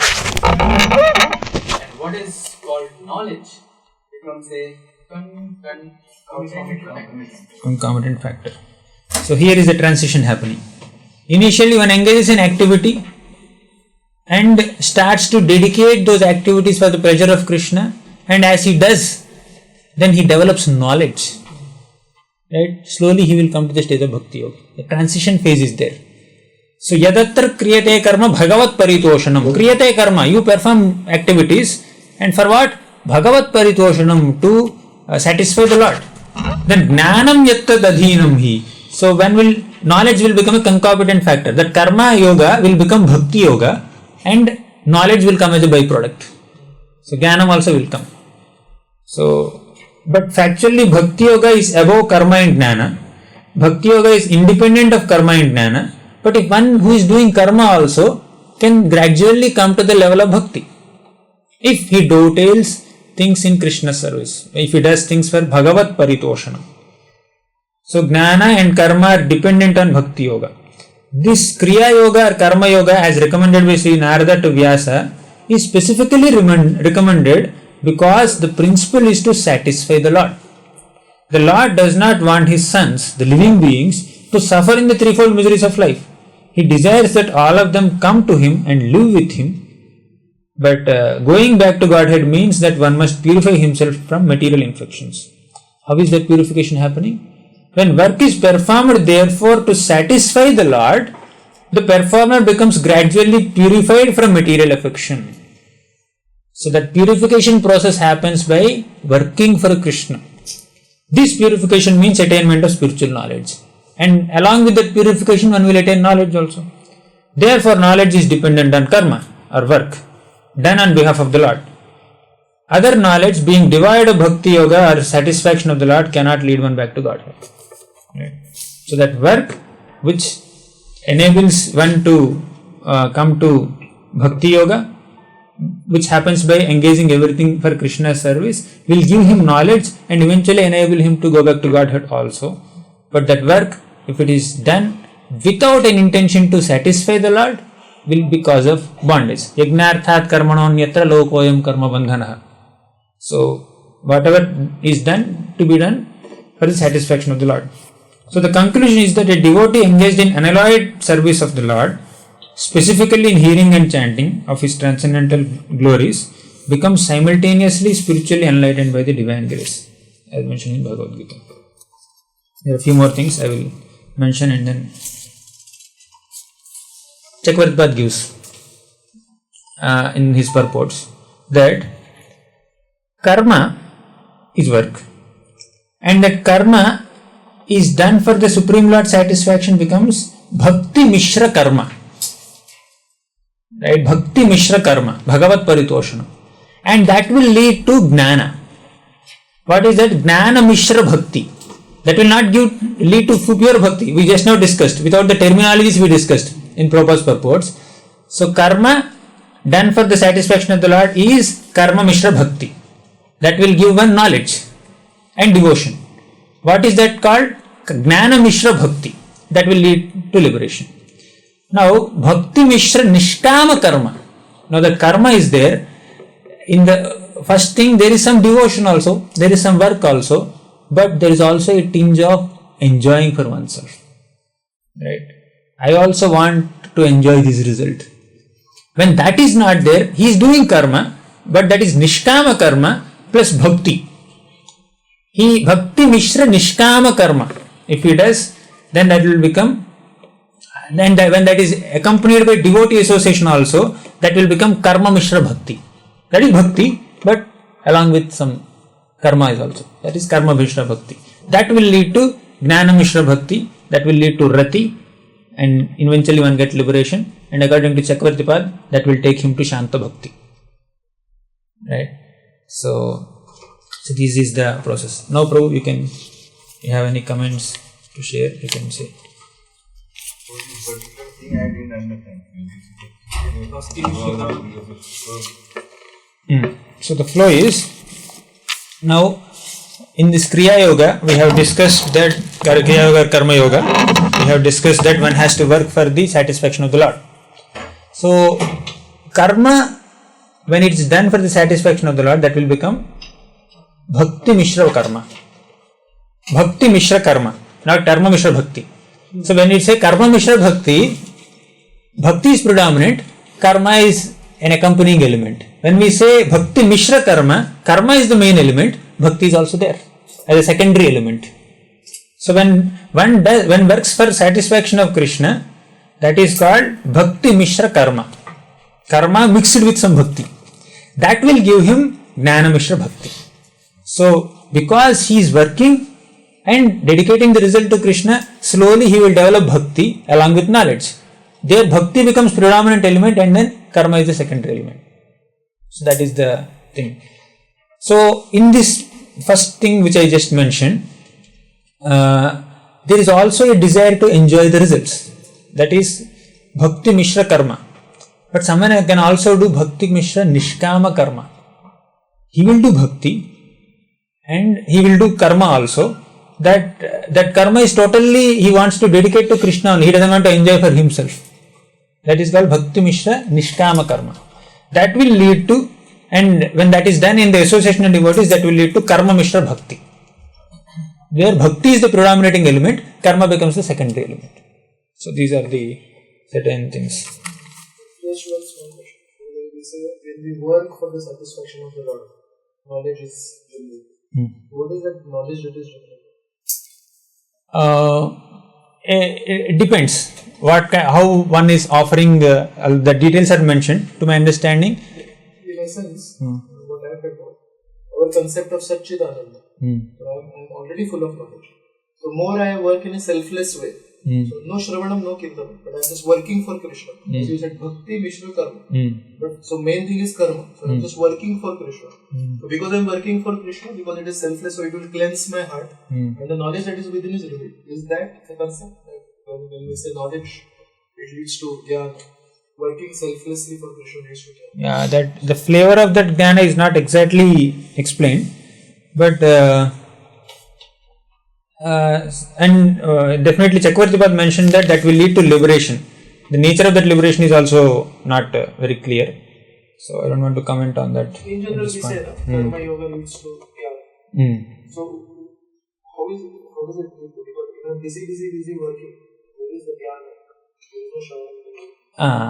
Because only work is there, but there is some offering of that result of work to another personality, right? So eventually there is also some inquisitiveness to know something about that personality also. So one will develop some jnana, some understanding about the Lord to a certain extent, right? By asking, or by the very fact that he is engaging in his service, to what extent he will develop. So those details we need to go through. It is not automatic. Like the way I was saying, when you are working for Krishna, there is cleansing of. It's a gradual process. So is it that I have to endeavor in that direction? Like you were saying, he will ask the person to whom I am serving, how is he, what does he like, what is the problem. There is an endeavor, there is an active endeavor in that direction. So is it a combination? Is it just endeavoring? It may not be a conscious endeavor. It may not be a predominant endeavor, but it could be a sideline, secondary thing that's going on parallelly. I don't know where I read somewhere. This mentioned that automatically it generates this example of a child walking is inbuilt in him, and that also makes sense. So that is the 10%. Yeah. Yes. I am already knowledgeable. Not very. it will be like, if I am understanding, we rise to the Sakam Karma Yoga, then to the Nishkam Karma Yoga. So that step is from the Nishkam. This is I am adding an element of detachment. Adding an element of detachment. So that detachment leads to the Jnana, because that detachment, why I am getting detached? Then you are inquisitive about the knowledge. Why I should be detached? Oh, this matter. Not going to be, this is temporary or something, and that knowledge comes about. That's what I think the knowledge is from Jnana. Along with Vairagya, some Jnana is also there. Any chart I have not made, except these 2-3 equations. I didn't find much in commentary also.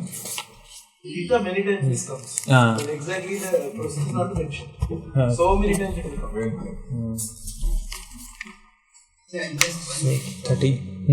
Like you said, bhakti is it karma and jnana, not the basis for bhakti. Prabhupada writes, na? How is that? Can you elaborate? See, but Bhakti Yoga is considered by some to be another form of karma. But factually, Bhakti Yoga is above karma and jnana. Bhakti Yoga is independent of karma or jnana. On the other hand, jnana and karma are dependent on Bhakti Yoga. So I think when we were discussing second chapter also, Rasikajaya Prabhu was asking about this. So knowledge, Bhakti Yoga, the other yogas have their dependency on the Supreme Lord. When they are doing so many karmakandic activities, Lord's mention of Lord's names will come. When they are trying to cultivate some knowledge about the absolute truth is very much there, right? So, and that Sravanam, Kirtanam, learning about the Supreme Lord is a part of bhakti, right? There is some dependence there, but Bhakti Yoga doesn't depend on the other processes, it's independent. That's how it is explained. Any other comments?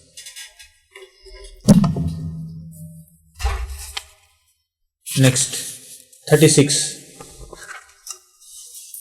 Kurvana yatra karmani. I'm sorry. Oh, when we say jnana, bhakti doesn't depend on jnana karmadi anavritam. That also we discussed elaborately. So there is lot of activity in Krishna in devotional service. There is lot of knowledge in devotional service. when we say Jnana Karmadi Anavartam, Bhakti is not covered by the tendencies to work so much, by the tendency to cultivate so much knowledge. When we say Jnana, that Bhakti is divided of Karma and Jnana, what we are saying is that impersonalistic knowledge, that knowledge which leads one to impersonalistic liberation, that knowledge is gone. But Jnana is very much there in Bhakti. When you say knowledge, so Jnana by default many times it means that impersonalistic Jnana. Speculative knowledge. Right? Cultivation of speculative knowledge, empiric knowledge. But Bhakti is very much accompanied by Karma and Jnana. There is a lot of activity. Sadhana Bhakti involves engaging senses in Krishna service. Right? And Sadhana Bhakti also involves developing so much of positive knowledge about Krishna's activities, names, forms, etc. So, but the impersonalistic, even in the 7th verse also, first 1.2.7, Vasudeva Bhagavati Bhakti Yoga Prayojitaha Janayatyasu Vairagyam Jnanam cha yad ahaitukam. That ahaitukam word means one develops causeless knowledge. Ahaitukam means one should not have a motive to merge in impersonal Brahman by cultivating this Jnana. But along with Bhakti there is Jnana also. That is gone. Even in last verse also, Srimad Bhagavatam Puranamavalam Yadvaishnavanam Priyam Yasmin Paramahamsam Ekamavalam Jnanam Param Giyate Tatra Jnana Viraga Bhakti Sahitam Naishkarmyam Avishkritam. In Bhagavatam, Tatra Jnana Viraga Bhakti Sahitam Naishkarmyam Avishkritam Tat Srinman Supathan Vicharana Paro Bhaktya Vimuchyannaraha. So there is Jnana in Bhakti, there is Vairagya in Bhakti, there is Karma in Bhakti, right? But all these are a part of Bhakti. That is Bhakti, Bhakti Yukta Jnana, Bhakti Yukta Karma. There is activity which is a devotional activity. Bhakti is not inactivity, it is unalloyed activity of the soul. Prabhupada says there is activity in Bhakti. There is a lot of knowledge about Krishna in Bhakti. So like that. He has some point. This thing is karma and gyan. So when the activity is done under the instruction of someone who is practicing devotional service, with that activity's work, the karma is done, that leads to the gyan, not each and every karma. So if the work, karma, is done under some instruction of somebody else, that leads to gyan, not each and every karma. So the first thing is that any one person is entering some service. So though it is for the pleasure of the Lord, for the Krishna, but it is not under the instruction of someone else. That will not lead to the Jnana. Okay. So this is mentioned somewhere? Yeah, that's it. Tamil Krishna Maharaj का book है So. और instruction जो part चल रहा है. So Prabhuji is saying that when someone is engaging in some activity, under the instruction of someone, that will give knowledge, not every activity. Okay. And 36th verse. Kurvana yatra karmani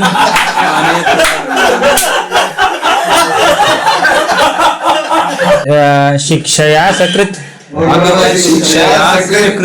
Grinanti gunanamani Krishnasyanusmaranti cha. While performing duties according to the order of Shri Krishna, the Supreme Personality of Godhead, one constantly remembers Him, His names and His qualities. So this is pure bhakti verse according to Chakravarti Path. So although Karma Mishra Bhakti is, Jnana Mishra Bhakti is permitted there, and then Karma Mishra Bhakti is even more superior, that is also mentioned. So this is like pure bhakti verse, one cannot put this under the category of Karma Yoga or anything like that. Because while performing duties to according to the instructions of Krishna, one will also remember his name, form, like that. There is some kind of thing. Probably Nandalal we were discussing about this also some time back. So it goes in the background, that also is there. So slowly cultivation of knowledge will happen, hearing and chanting. But when this happens, that becomes bhakti, right? So Prabhupada discourages demigod worship in the purport, and a pure devotee remembers this constantly, and in doing so he repeats his transcendental name, form, qualities, etc. And Prabhupada also says, one should give 50% of his earnings for preaching. Right? So in this fallen age of quarrel and dissension, if only the leading and wealthy persons of society agree to spend 50% of their income in service of the Lord, as taught by Lord Chaitanya, there is absolute certainty of converting this hell of pandemonium to the transcendental award of the Lord. Okay, so that is the end of that section of Karma Yoga or Kriya Yoga, which will become Bhakti Yoga. 37th verse. Om Namo Bhagavate Tubhyam. Om Namo Bhagavate Tubhyam. Vasudevaya Dhimahi. Vasudevaya Dhimahi. Pradyumnaya Niruddhaya. Pradyumnaya Niruddhaya. Namah Sankarshanaya Cha. Namah Sankarshanaya Cha. Therefore, all chant the glories of Vasudeva along with the favorite stanza Pradyumna and Niruddha and Sankarsana. So here Narada Muni is teaching his personal mantra, right? Glories of let us glorify the Supreme Lord, right? Who exhibits this Chaturvyuha, 4 plenary expansions. So here 4 expansions are mentioned: Vasudeva, Pradyumna, Niruddha, and Sankarshana. Order seems little different. Sankarshana comes second. So Chakravarti gives one explanation. He gives several explanations. One explanation is Pradyumna is doing creation. Aniruddha is doing maintenance. Sankarsana is doing destruction. That's why the order is there. After Vasudeva, Sankarsana did come, but he went in the last because he is the main man of destruction. He is the one who empowers empowers Shiva for destruction. So this is a 33 syllable mantra. Itimurtyabhidanena mantramurtim amurtikam yajate yagna purusham sasamyak darshanah puman. Thus he is the actual seer who worships in the form of transcendental sound representation the Supreme Personality of God, Vishnu, who has no material form. So the actual seer is one who worships the Lord in sound vibration. So there is no difference between the Lord and the glorification of the Lord. Krishna Katha and Krishna both are same. So this is not a vague impersonal experience, Prabhupada says. It is actually an experience of the transcendental personality of Godhead, who possesses the pure form of eternity, bliss and knowledge. So the transcendental form of eternal bliss and knowledge can be explained by can be experienced by our original spiritual senses, which can be revived by chanting the holy mantras or sound representations of the Lord. Such sound should be received from transparent agency, bona fide spiritual master. Prabhupada several times says. So here, sa samyak darshana puman. So darshana, the word darshana can also mean philosophy. So Chakravarti gives a comment that Vyasadeva has written Vedanta Darshan, but he was not satisfied by it. Now Narada Muni says that I am fully satisfied by writing Pancharatrika. You are not fully satisfied by Vedanta Darshan. So direct glorification of Krishna, which is non-different from Krishna, will be the cause of satisfaction of the writer. So one has to glorify the Lord. Again he re-emphasizes that fact. Imam Swanigamam Brahman Avetya Madanutishtitam Adanme Gnanamaishwaryam Swasmin Bhavim Cha Keshavaha. O Brahmana, thus by the Supreme Lord Krishna, I was endowed first with the transcendental knowledge of the Lord as inculcated in the confidential parts of the Vedas, then with the spiritual opulences, and then with his intimate loving service. So, 39th verse, Narada Muni is saying what he actually achieved. He received the confidential knowledge and eventually he got this personal experience. By executing the confidential instructions given by the sages, he got 3 things. One is Jnana, transcendental knowledge. Second is Aishwaryam, the spiritual opulences, or the vibhutis, or the powers, Ashtasiddhis, power to become small, power to become big. So all these powers came to Narada Muni. First he got knowledge, then he got all these powers, Aishwarya.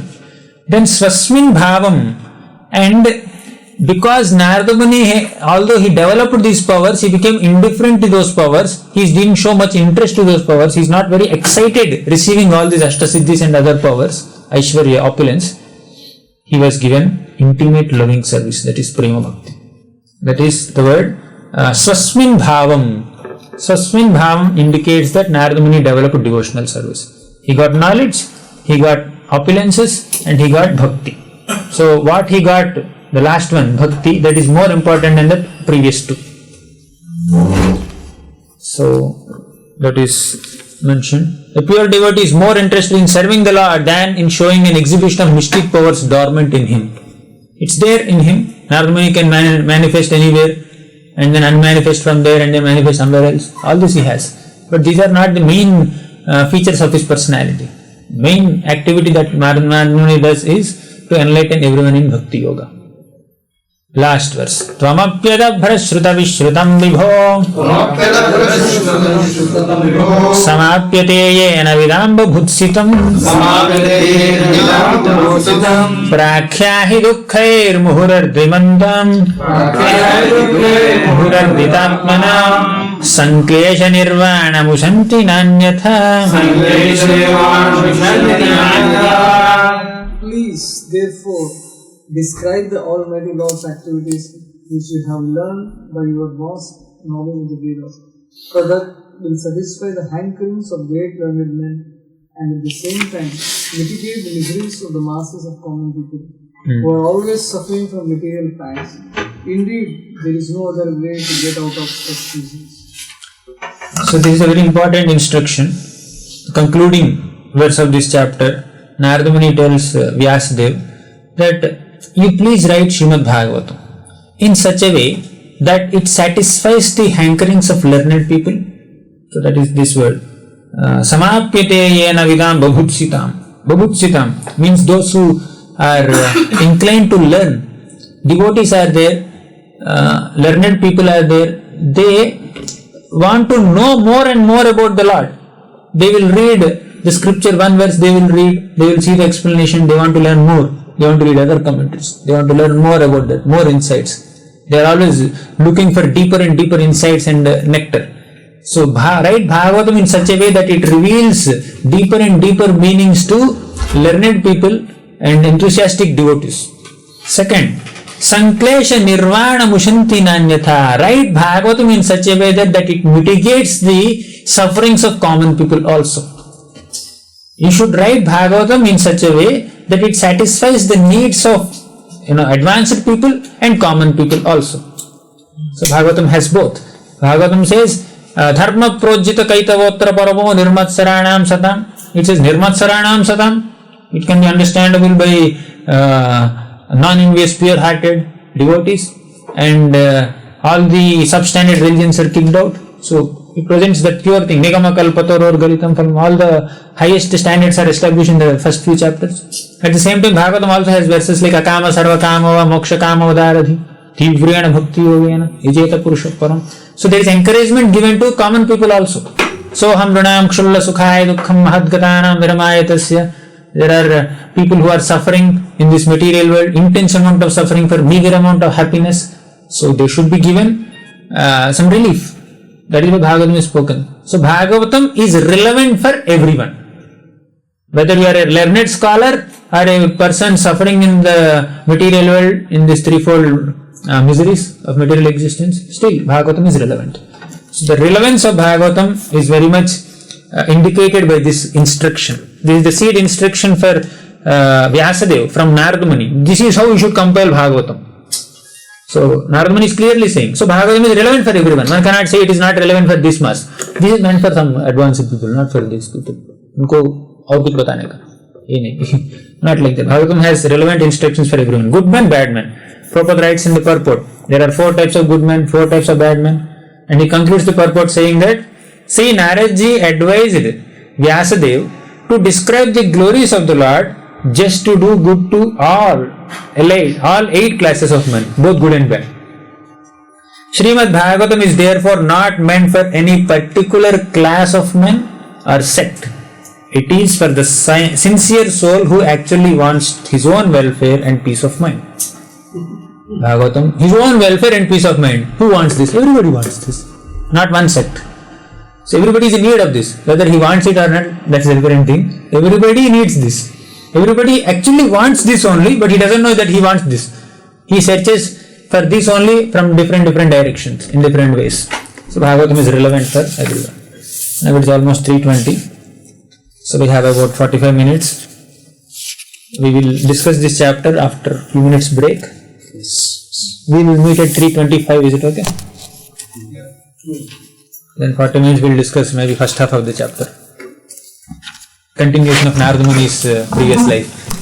Thus, hearing all about Sri Narada's birth and activities, Vyasadeva, the incarnation of God and son of Satyavati, inquired as follows. So these are the brief contents of this chapter, where Vyasadeva inquires further into Narada Muni's previous life. So Narada Muni, in the last chapter, he only spoke that Bhaktivedantas came and they gave me knowledge and they left. So after that, what they did, what Narada Muni did, that was not mentioned. So hearing everyone does, and what one does after hearing is very important. So that point Narada Muni did not cover. So Vyasadeva asks about that. Then Narada Muni narrates all that, his mother's death and his appearance, Lord's appearance to Narada and his instructions and how he attained perfection. And the conclusion of their conversation is also mentioned in this chapter. So Narada Muni is asking. So Vyasadeva is very inquisitive to know about the perfection of Narada Muni. That's why he is asking questions. So Vyasa is saying, Vyasa uvacha Vikshubhir vipravasite Vijnanadeshtibhistava Vartamano vayasyadye Tatah kim akarod bhavan. What did you Narada do after the departure of the great sages who had instructed you in the scientific transcendental knowledge before the beginning of your present life? So this is a very instructive verse where Prabhupada highlights this theme. Sadharma Prucha. A disciple has to be inquisitive about spiritual master's life. How he perfected his devotional service, how he practiced his spiritual life, right? What he has done after he has heard from his gurus. So disciple is very inquisitive into the life of his guru.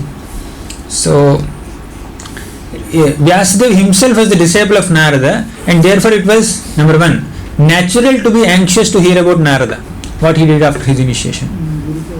Then he wanted to follow in the footsteps of Narada. Why disciple wants to hear about spiritual master?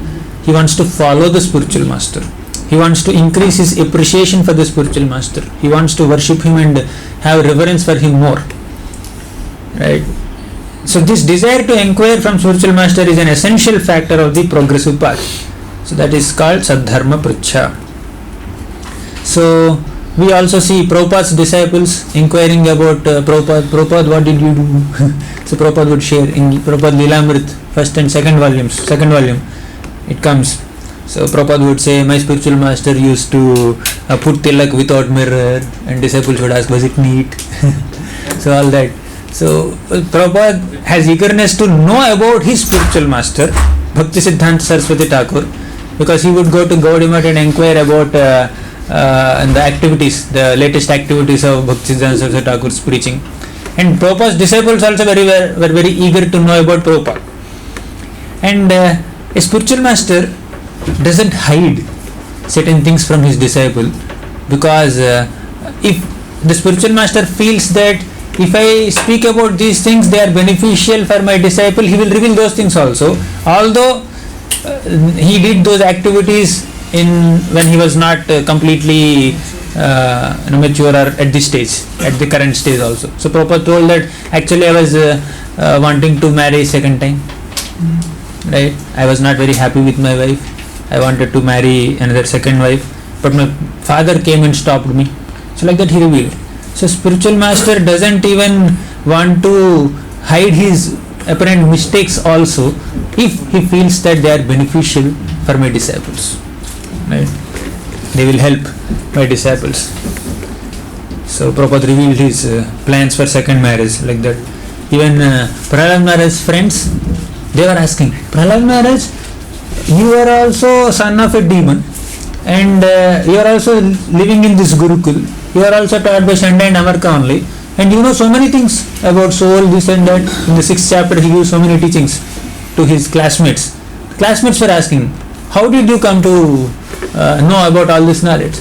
Then Prahlad Maharaj said, I came to know about all this before my birth. When I was in the womb of my mother, Narada Muni came and instructed, because my mother was kidnapped by Indra and others. So Narada Muni came and gave her shelter. So like that he said. So when someone is learning from him, he also eventually develops an interest to know about the person who is teaching him also, from whom he is learning. So like that. So Ravana asked about Jarabharat. Who are you? Right? So all that. Ram Lakshman asked about Vishwamitra's previous life. So these things are very much there. Swayambhuvakaya vritya Vartitam te param vayah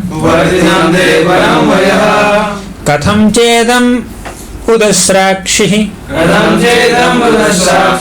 Kale prapte kalevaram.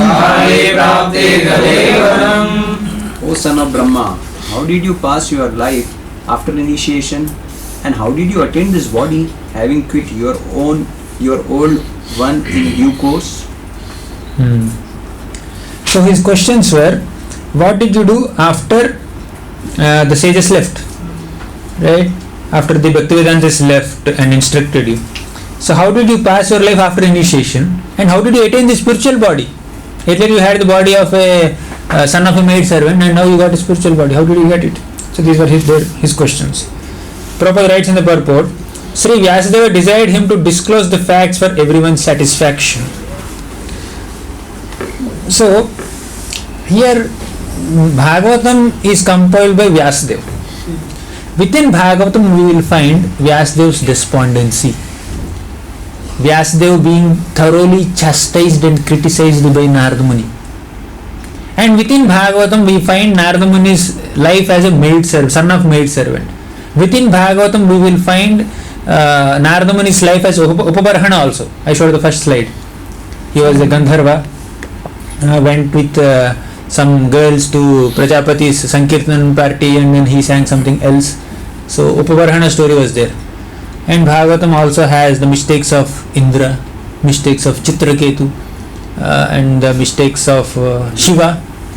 Shiva went and Brahmaji's mistakes. Shiva went and he became very inquisitive. I want to see Mohini Murti's form. The Lord is saying, no need, it's not for you. I exhibited for certain purpose. Shiva said, I'm very curious to see. So the apparent mistakes of great souls are recorded in the pages of Bhagavatam also. And these souls were not uncomfortable when their mistakes are being discussed. In Bhagavatam, these things will be discussed. Now we are discussing after 5,000 years also. But still, these souls allowed them to be discussed by so many generations for thousands and thousands of years in future, because if by discussing this people will improve in their spiritual lives, we have no objection. We are not attached to our image. We are not attached to what people think about us. We are attached to bringing people more and more closer to Krishna. Narada Muni was sitting right in the audience when Sukadeva Goswami was narrating Upabarhana story. Right? Narada Muni's previous life, he was Upabarhana. This is what he did. Narada Muni was not uncomfortable. He is not looking here and there and saying, "Arey, thod edit karo. Don't say all this. Why are you saying all this?" He was not saying all that. So he was very happy. And after thoroughly being embarrassed by Mohini Murti, Shiva was telling Parvati, "See, my Lord can even humiliate me also." He was feeling very proud of the Lord. He was not feeling embarrassed that Mohini Murti, she was running like that, and then she went into the hermitages of sages also, where my bhaktas are there, and in front of my devotees She humiliated me. She embarrassed me. She put me in such an awkward condition. And see what Narayana did is like too much, right? So he did not say like that. He immediately remembered the glories of the Lord only. So great souls do not become so overwhelmed by protecting their own image. They don't mind sharing their own mistakes also to others if that is beneficial to other people. Like that. So he wanted him to disclose the facts. So let people learn from our mistakes and come closer to Krishna. That is their intention. Chitraketu's mistake was mentioned there. Chitraketu was cursed by Parvati. Then Parikshit Maharaj put a snake garland around Shamikrishi. All these mistakes of great souls are mentioned. So one should learn lessons for one's life from the mistakes of great souls without minimizing their position. That's the most important consciousness the reader should have. In Bhagavatam we get to read the apparent mistakes of so many great souls, but one should learn from them. One should not repeat what they have done, but one should never mentally minimize their position. Parikshit Maharaj remains a great soul, although he garlanded a snake. Chitraketu remains a great soul, a pure devotee, although he did so and so mistake. He gave a feedback to a superior Vaishnava. So lesson is one should not give feedback to a superior Vaishnava. Right? We will not repeat what Chitraketu did, but we will not lose respect for Chitraketu. Without disrespecting and minimizing the position of a Vaishnava, we learn from the mistakes of that Vaishnava and try to apply in our own lives. So now, fourth verse. Prakalpa vishayam etam smritim te munisattamam nahyesha vyavadhat kala yesha sarva nirakritihi. Oh great sage, time annihilates everything in due course. So how is it that this subject matter which happened prior to this day of Brahma is still fresh in your memory, undisturbed by time? Time destroys everything. Sometimes we forget what we did the previous day only, and we are remembering something which you did in the previous day of Brahma, not your day. Right? So it's previous kalpa.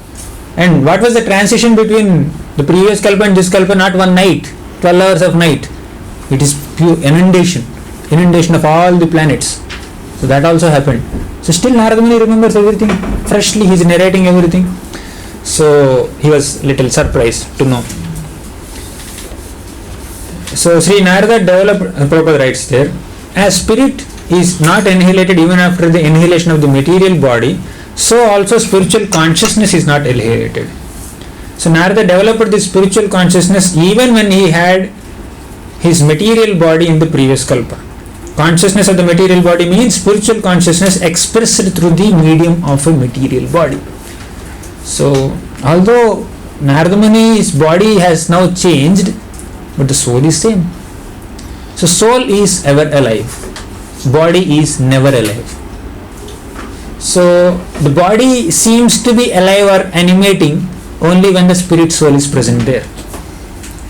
So the same spirit soul with that spiritual consciousness is present in the form of Narada Muni in the spiritual body. So what is so surprising if Narada Muni remembers what happened in the previous body, in the previous kalpa? So because soul is permanent, spiritual consciousness is permanent. Narada Muni is such an enlightened soul. Narada Uvacha Bhikshubhirvipra Vasite Vijnanadeshtribhirmama Vartamano Vayasyadya Tata Etad Akarasham. Sri Narada said, the great sages who had imparted scientific knowledge of transcendence to me departed for other places, and I had to pass my life in this way. So after the sages instructed transcendental knowledge, Jnanam Guhyatamam, knowledge about pure devotional service to Narada Muni, they left. So Narada Muni is continuing from there. So in the previous life, when Narada was impregnated with spiritual knowledge by the grace of great sages, there was a tangible change in his life. Although he was only a boy of 5 years. Now a boy of 5 years was given this knowledge. and he perfected his life. That shows apratihata. Ahaituki apratihata. Apratihata means devotional service cannot be interrupted by any material conditions. A 5-year-old, the age of Narada Muni, the birth of Narada Muni as the son of a maid servant, the circumstances in which Narada Muni was living as a poor person, right, dependent on one poor mother who is a maid servant. So all this were not interrupting his devotional service, his advancement. So that is a proof. So this is an important symptom visible after initiation by bona fide spiritual master. Actual association of devotees brings about a quick change in the life for spiritual realization. So association of devotees is the key that brought a positive transformation in the life of Narada Muni. This whole section is a glorification of association of pure devotees who gather to glorify Krishna. So Narada Muni's life is a product of that association. So Prahlad Maharaj also, he was a 5-year-old boy. Dhruva Maharaj, he was a 5-year-old boy. They performed and perfected the devotional service. So that shows that devotional service is apratihata. Ekatmaja me janani Yoshin Mudha cha kinkari Mayatmajenanya gato Chakre snehanubandhanam. So from 6th verse till 8th verse, next 3 verses, Narada Muni very graphically describes his condition. So just try to imagine, just try to meditate on Narada Muni's position. Ekatmaja me janani. Eka Atmaja is the one and only son of his Janani. Who is that Janani? Yoshin Mudha Kinkari. She is a woman, she is foolish, Mudha, she is ignorant, not very knowledgeable, not a very sophisticated lady, a simple woman. Kinkari, she is a maid servant, right, who does menial services in others' houses, maid servant. Mai Atmaje Ananya Gatau, and Mai Atmaje, I am the only son of that lady, and Ananya Gatau, so has absolutely no alternative for protection. Narada Muni was dependent on the love and affection and the protection and guidance of this one lady who is Kinkari, who is Mudha, who is Yoshi. Chakre snehanubandhanam. So except Narada Muni, this boy, she knows no one in her life. Except that lady, Narada Muni knows no one in his life. So there is a complete dependence. In the house there is no one else. So circumstances are such that there is a very thick loving bonding. Sneha anubandhanam. Anubandhanam means actually bondage. Bondage of sneha, prema, affection. That is very thick between these two personalities, this boy and his mother. So Narada Muni explained that, very tight knot. So when both are dependent on each other and there is nothing else in their surroundings to depend upon, the affection is very thick. The bondage is extremely thick. So just imagine somebody shooting a serial or movie with this kind of scene, right? So there, now the director may take through several scenes that exhibit the emotion and dependence of these two personalities on each other, and something happens, the audience also will get perturbed. Hare, mother is getting some accident, right? What will happen to the child? So that kind of emotions, right? So in the 9th verse, Narada Muni reveals, 9th or 10th verse, I am happy to see that connection cut, right? We will see in future. Sasvatantra na kalpasid Yogakshemam mamechhati Ishasya hi vashe loko Yosha darumayi yatha. Please read the translation. She wanted to look after my maintenance properly, but because she was not independent, she was not able to do anything for me. The world is under the full control of the Supreme Lord. Therefore, everyone is like a wooden doll in the hands of a puppet master. So she wanted to look after my maintenance properly, but she was aswatantra. She was not independent. She was dependent on whom? On others. She is serving others as a maid servant, and she is at the cost. She is living at the mercy of other people. So, for example, such a lady is there. Just imagine in the modern scenario. So, mother is there. She has no husband, no other family member. She has to maintain her own 5-year-old child, constantly thinking about that child. And she wants to send their child to the school. She wants to buy some nice clothes to the child. Right? She wants to give some very good food. So just to get one sweet in a house, you may have to wait for 1 month or 10 months. One sweet she feeds, and then he will feel happy, and then there are tears in the eyes. There are a lot of sentiments and emotions involved in these exchanges. Right? So she could not maintain Narada Muni properly, and she wants to maintain also.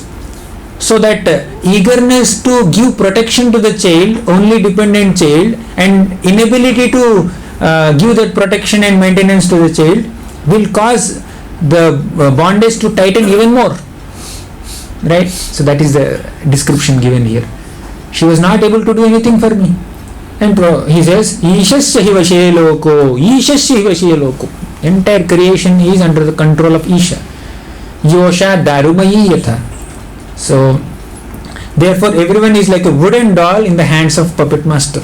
So, everybody is being controlled by the Lord, and she is unable to do anything there. Aham chatad brahma kule Ushivam stadupekshaya Digdesha kalaya utatno Digdesha kala vyutpanno Balaka panchahayanah. When I was a mere child of 5 years, I lived in a Brahmana school. I was dependent on my mother's affection and had no experience of different lands. And he never went outside for some yatra or picnic also.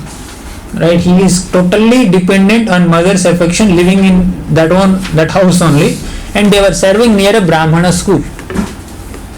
So this is the situation. Narada Muni very clearly explained. Once again he said, I am a child of 5 years and I am dependent on mother's affection. Aham chatat brahma kule Uvisham tad upekshaya. Tad upekshaya means totally dependent on mother. And Narada Muni believed, Chaturpad writes, Narada Muni believed that she will never leave me. The only child, 5-year-old child, ignorant, and is totally dependent on the mother, thinking that she will never leave me. He cannot imagine a situation where mother is absent in his life. And mother also cannot imagine any situation in her life where child is absent. They are constantly conscious of each other. That is the thick sneha anubandhana that happened between these two personalities. Let's see what happened. Ekada nirgatam gehad Duhantim nishigam pathi Sarpo dashat padas prishtah Kripanam kala choditah.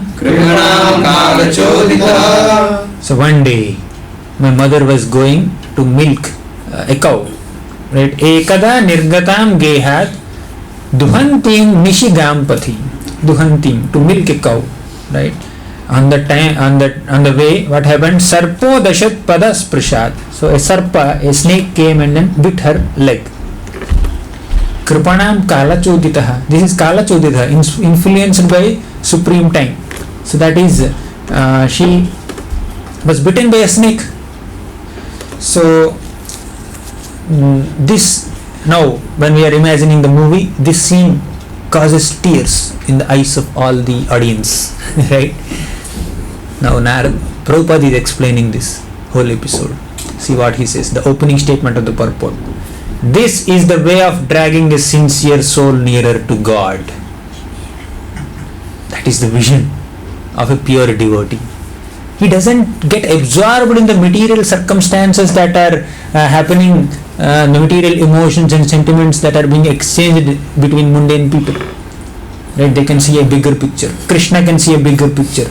Devotees of Krishna can see a bigger picture. They can understand things in proper light.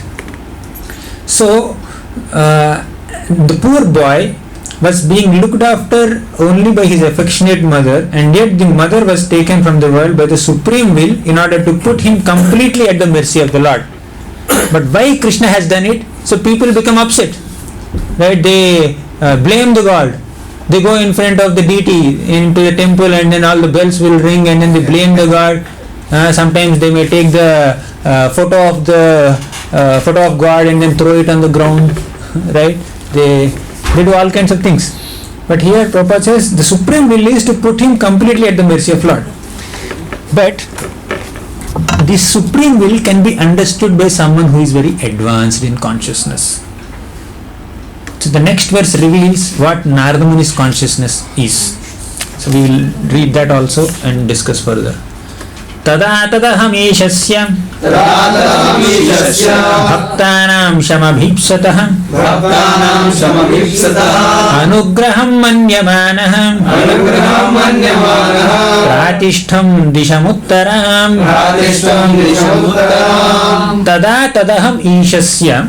So what Narada Muni's consciousness, what is Narada Muni's response to this incident? Bhaktanam sham abhipsatah. He got it. He understood that the Supreme Lord is well-wisher of devotees. Bhaktanam sham abhipsatah. Bhaktana means devotees, sham means auspiciousness, abhipsatah means desirous. The Supreme Lord never desires anything inauspicious for his devotees. He always desires auspiciousness only for his devotees. So anugraham manyamanaha. Manyamanaha means he considered this incident, this horrible incident, it happened in his life as the mercy of Krishna. And what did he do? Pratishtam dishamuttaram. He immediately started going to the north, Uttara direction. So the real maturity is to accept a reversal as the mercy of Krishna. A reversal in life is mercy of Krishna. That is how one should perceive. That is maturity. So Narada Muni had the maturity to perceive this material misfortune as mercy of the Supreme Lord. So that is his wonderful developed consciousness. So all the practice of devotional service should bring us to one point where we act appropriately at the spur of the moment. When the situation comes, we need to respond to the situation in the right consciousness. That is the result of one's proper practice of devotional service. For example, we see the example of Uttanapad and Suniti. So Dhruva came, small child, he wants to climb on the lap of Uttanapad, and Uttanapad did not welcome. He could not act appropriately. Then on top of it, Surichi came and chastised him left, right, center, and practically said, you should die, then take birth in my womb, then you will be qualified to sit on your father's lap. Then also he didn't speak, and Dhruva Maharaj cried and he left the palace. Then also Uttanapad did not do anything. And after Dhruva Maharaj left home, then Uttanapad was crying, what happened to my child? He will be killed by some jackals. How is he maintaining himself? I became so neglectful. He is regretting. That regret is very good, very glorious quality, but he failed to act appropriately at the right moment. On the other hand, Suniti, she saw Dhruva crying. So Dhruva cried and then went to Suniti, and Suniti, what she said, the first statement Suniti said was, my dear child, never desire any harm for others. Surichi must have chastised you, she must have hurt you, but you don't contemplate on any harm for her. So she tried to immediately remove any trace of negative feelings that might enter the child.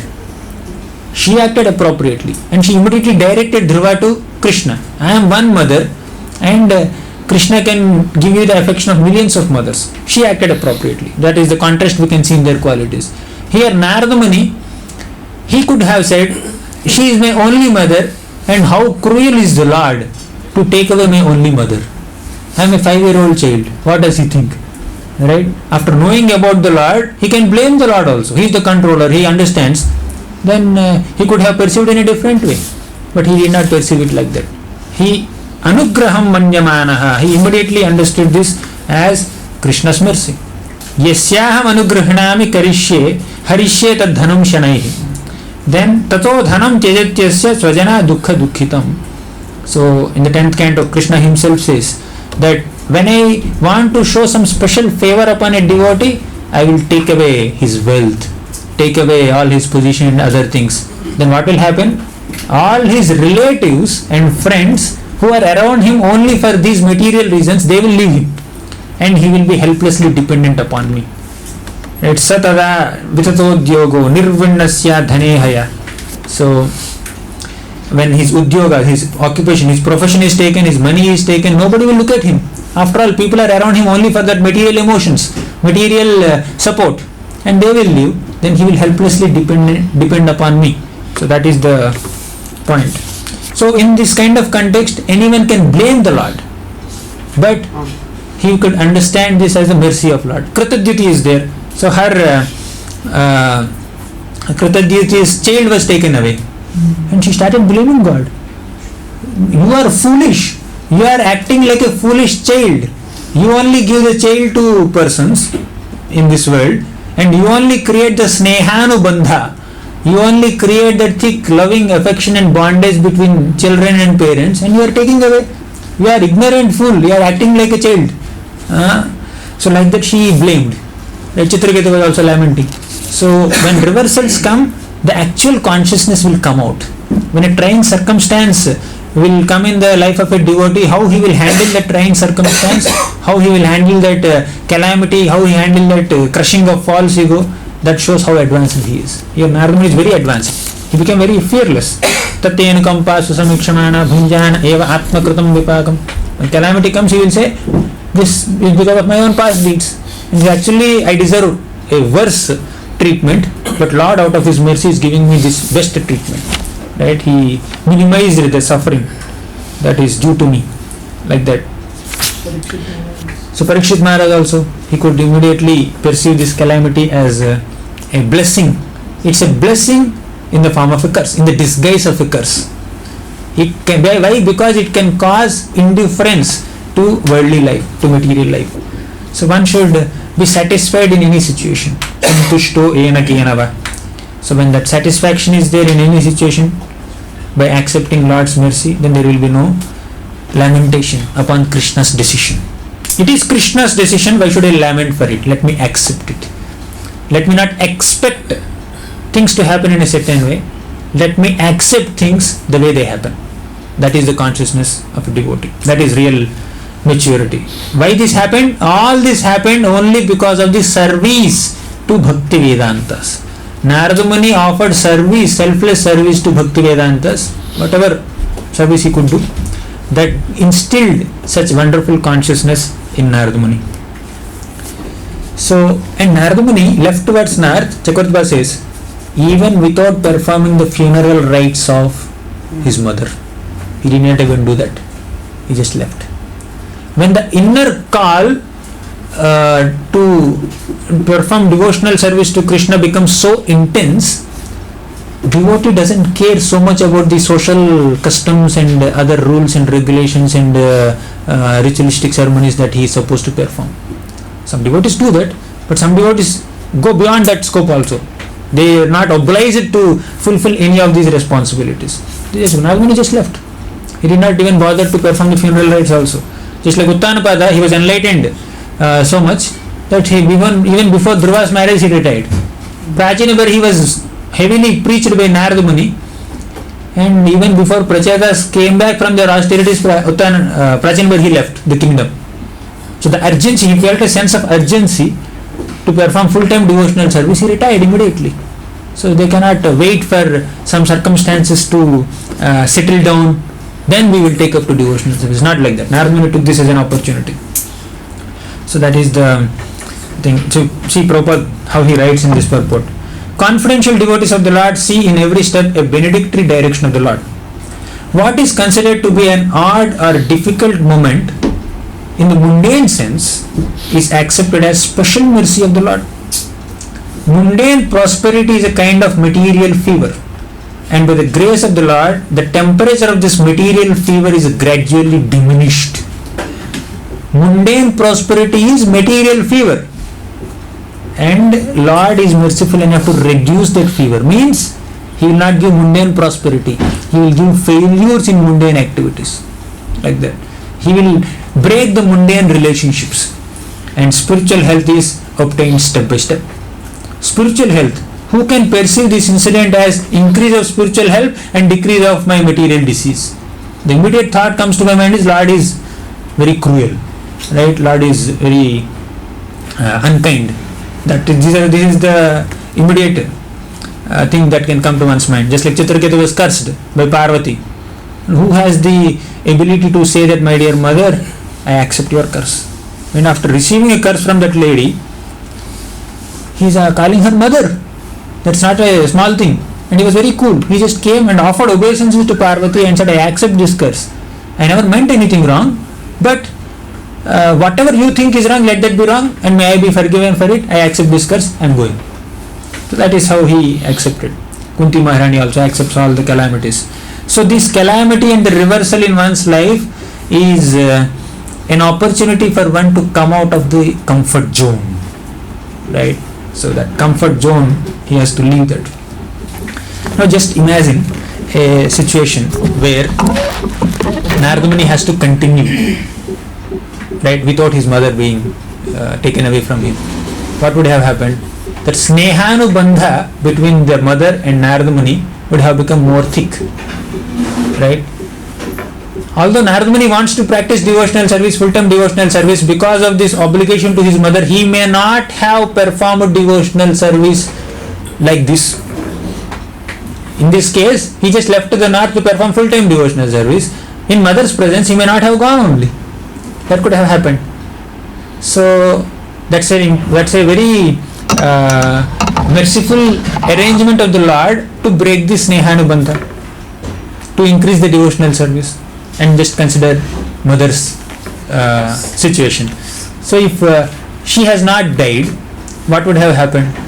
She might have become more and more attached to Narada Muni, and both of them could have become more thicker, and then Narada Muni's presence may not have allowed her to perform full-time devotional service, and her presence may not have allowed Narada Muni to perform full-time devotional service, and we can be definitely sure that she would have got a better destination, because she performed sincere service to Bhakti Vedantas like Narada Muni only.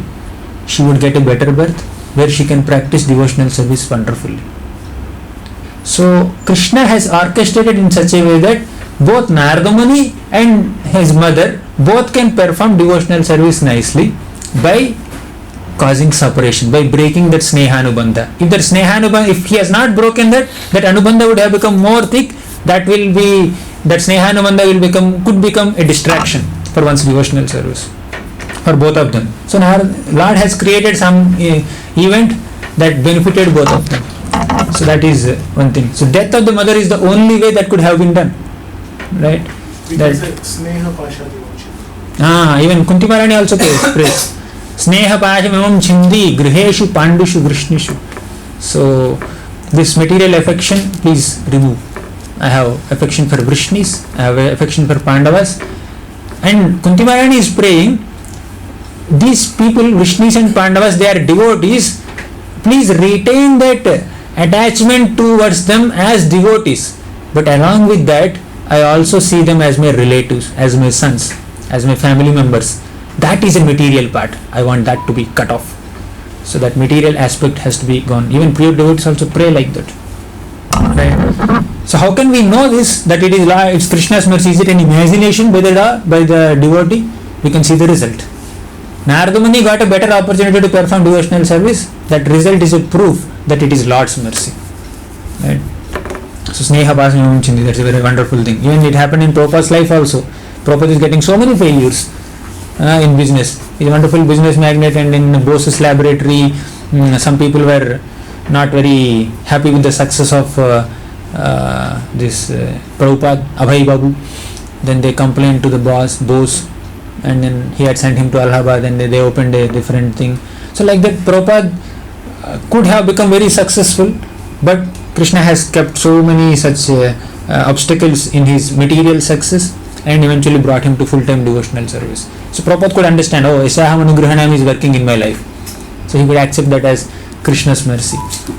So this is the these things we may not tell the new people, they may run away. Right? So there are gains from association of Krishna, from devotional service to Krishna. Like Kubja, she gained a beautiful form. Sudama, he gained a lot of opulences. And flourished Sudama, he got some great opulences. And fruit vendor, she got so many jewels. So these kind of stories may be attractive to people in general, right? They are also true, we can tell them. And there are other things like Pandavas, then Parikshit Maharaj, this Narada boy, Chitraketu. So all these boys and other kings, they were put into so many tribulations, Kunti Maharani. But this is the highest standard expected of an advanced devotee. We should be ready with the mood swings of Krishna. What all he can do, no one knows at any point. So one who is surrendered can do this. So I was hearing one, I'll end with this. I was hearing one class by His Grace Radhesham Prabhu recently. He shared at Kolkata. He was narrating a story. So Prabhupada had a Muslim disciple.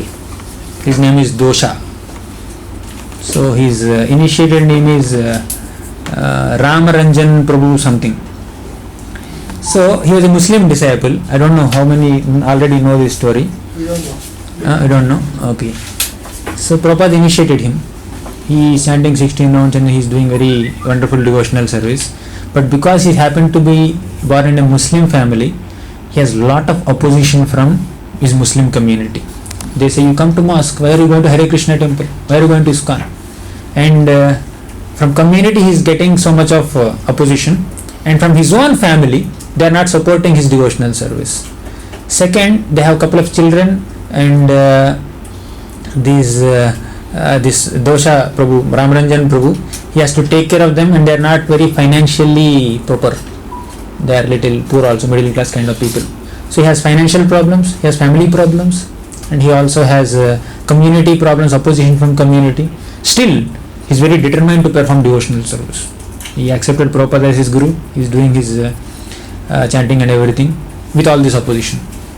So after initiation, 1 year after initiation, he died.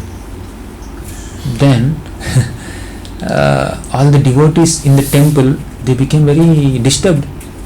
Such a wonderful devotee, he died, what would happen? So they were in bewilderment. And obviously, his family members were in bewilderment. So Prabhupada wrote 2 letters. One letter to the temple devotees, one letter to Dosha's wife. So in the letter to temple devotees, Prabhupada highlighted that currently Dosha is a very wonderful devotee, Ramaranjan Prabhu is a very wonderful devotee, but he has lot of opposition from his community members, he has lot of opposition from his family members, and he has so many financial problems. So Krishna considered that he is unable to practice devotional service properly in this situation. Out of great mercy, Krishna has changed his situation and put him somewhere else. And we are 100% sure that he will take birth in some other family, where as soon as he opens his eyes as a small boy, he can see tilak on his father's face, tilak on his mother's face. He will be born in a devotee family, that is for sure. He will not see a beard or something else. Right? He will definitely take birth in a devotee family, and he will get a better opportunity to perform devotional service, no doubt. And all the temple devotees become very happy. And he wrote another letter to, Prabhupada wrote another letter to his wife. And in that, Prabhupada was addressing her as a daughter. He said, this incident that has happened in your life is very lamentable, and it is very miserable incident. I understand what pain you are going through, but let me inform you that soul is permanent, and your husband is a very wonderful personality. He will definitely get a better birth. He will not have these financial problems, and whatever help you need from our side, we are ready to help you. So like that, Prabhupada wrote a pacifying letter, and he explained the science of soul and everything. Then she had 2 options. Either she will continue in the Muslim community, or she comes to ISKCON temple and associate with devotees. She chose the second option because she felt that these ISKCON people are more considerate people, right? More friendly, right? They will support me better. So with her children, she came to ISKCON devotees. And all the devotees of ISKCON treated her so nicely, gave her so much of support and affection that she started chanting 16 rounds, she started becoming a devotee. So just by this one incident of causing the death of this Ramaranjan Prabhu, Krishna has created a better situation for his own devotional service, and he also created a better situation for his family members who would never become devotees if he had continued like this. And Ramaranjan Prabhu would not have practiced devotional service properly if he continues in the same body. So Krishna created a better situation. So that is how a pure devotee perceives the situations in one's life as Krishna's mercy. And ordinary people who cannot understand Lord's intention, who cannot understand the pastimes of the Lord, they will blame God, and even if they love God also, they secretly disbelieve on the mercy aspect of the Lord, and they will continue to perceive that this is very rash treatment given by Krishna to this personality. So Krishna is like a person, chess player, who puts this pawn here, this pawn there, this pawn there. So he may do, this situation is not very proper for this devotee, let him put in this body, in this life. Right? Here he is not doing, he will let him put.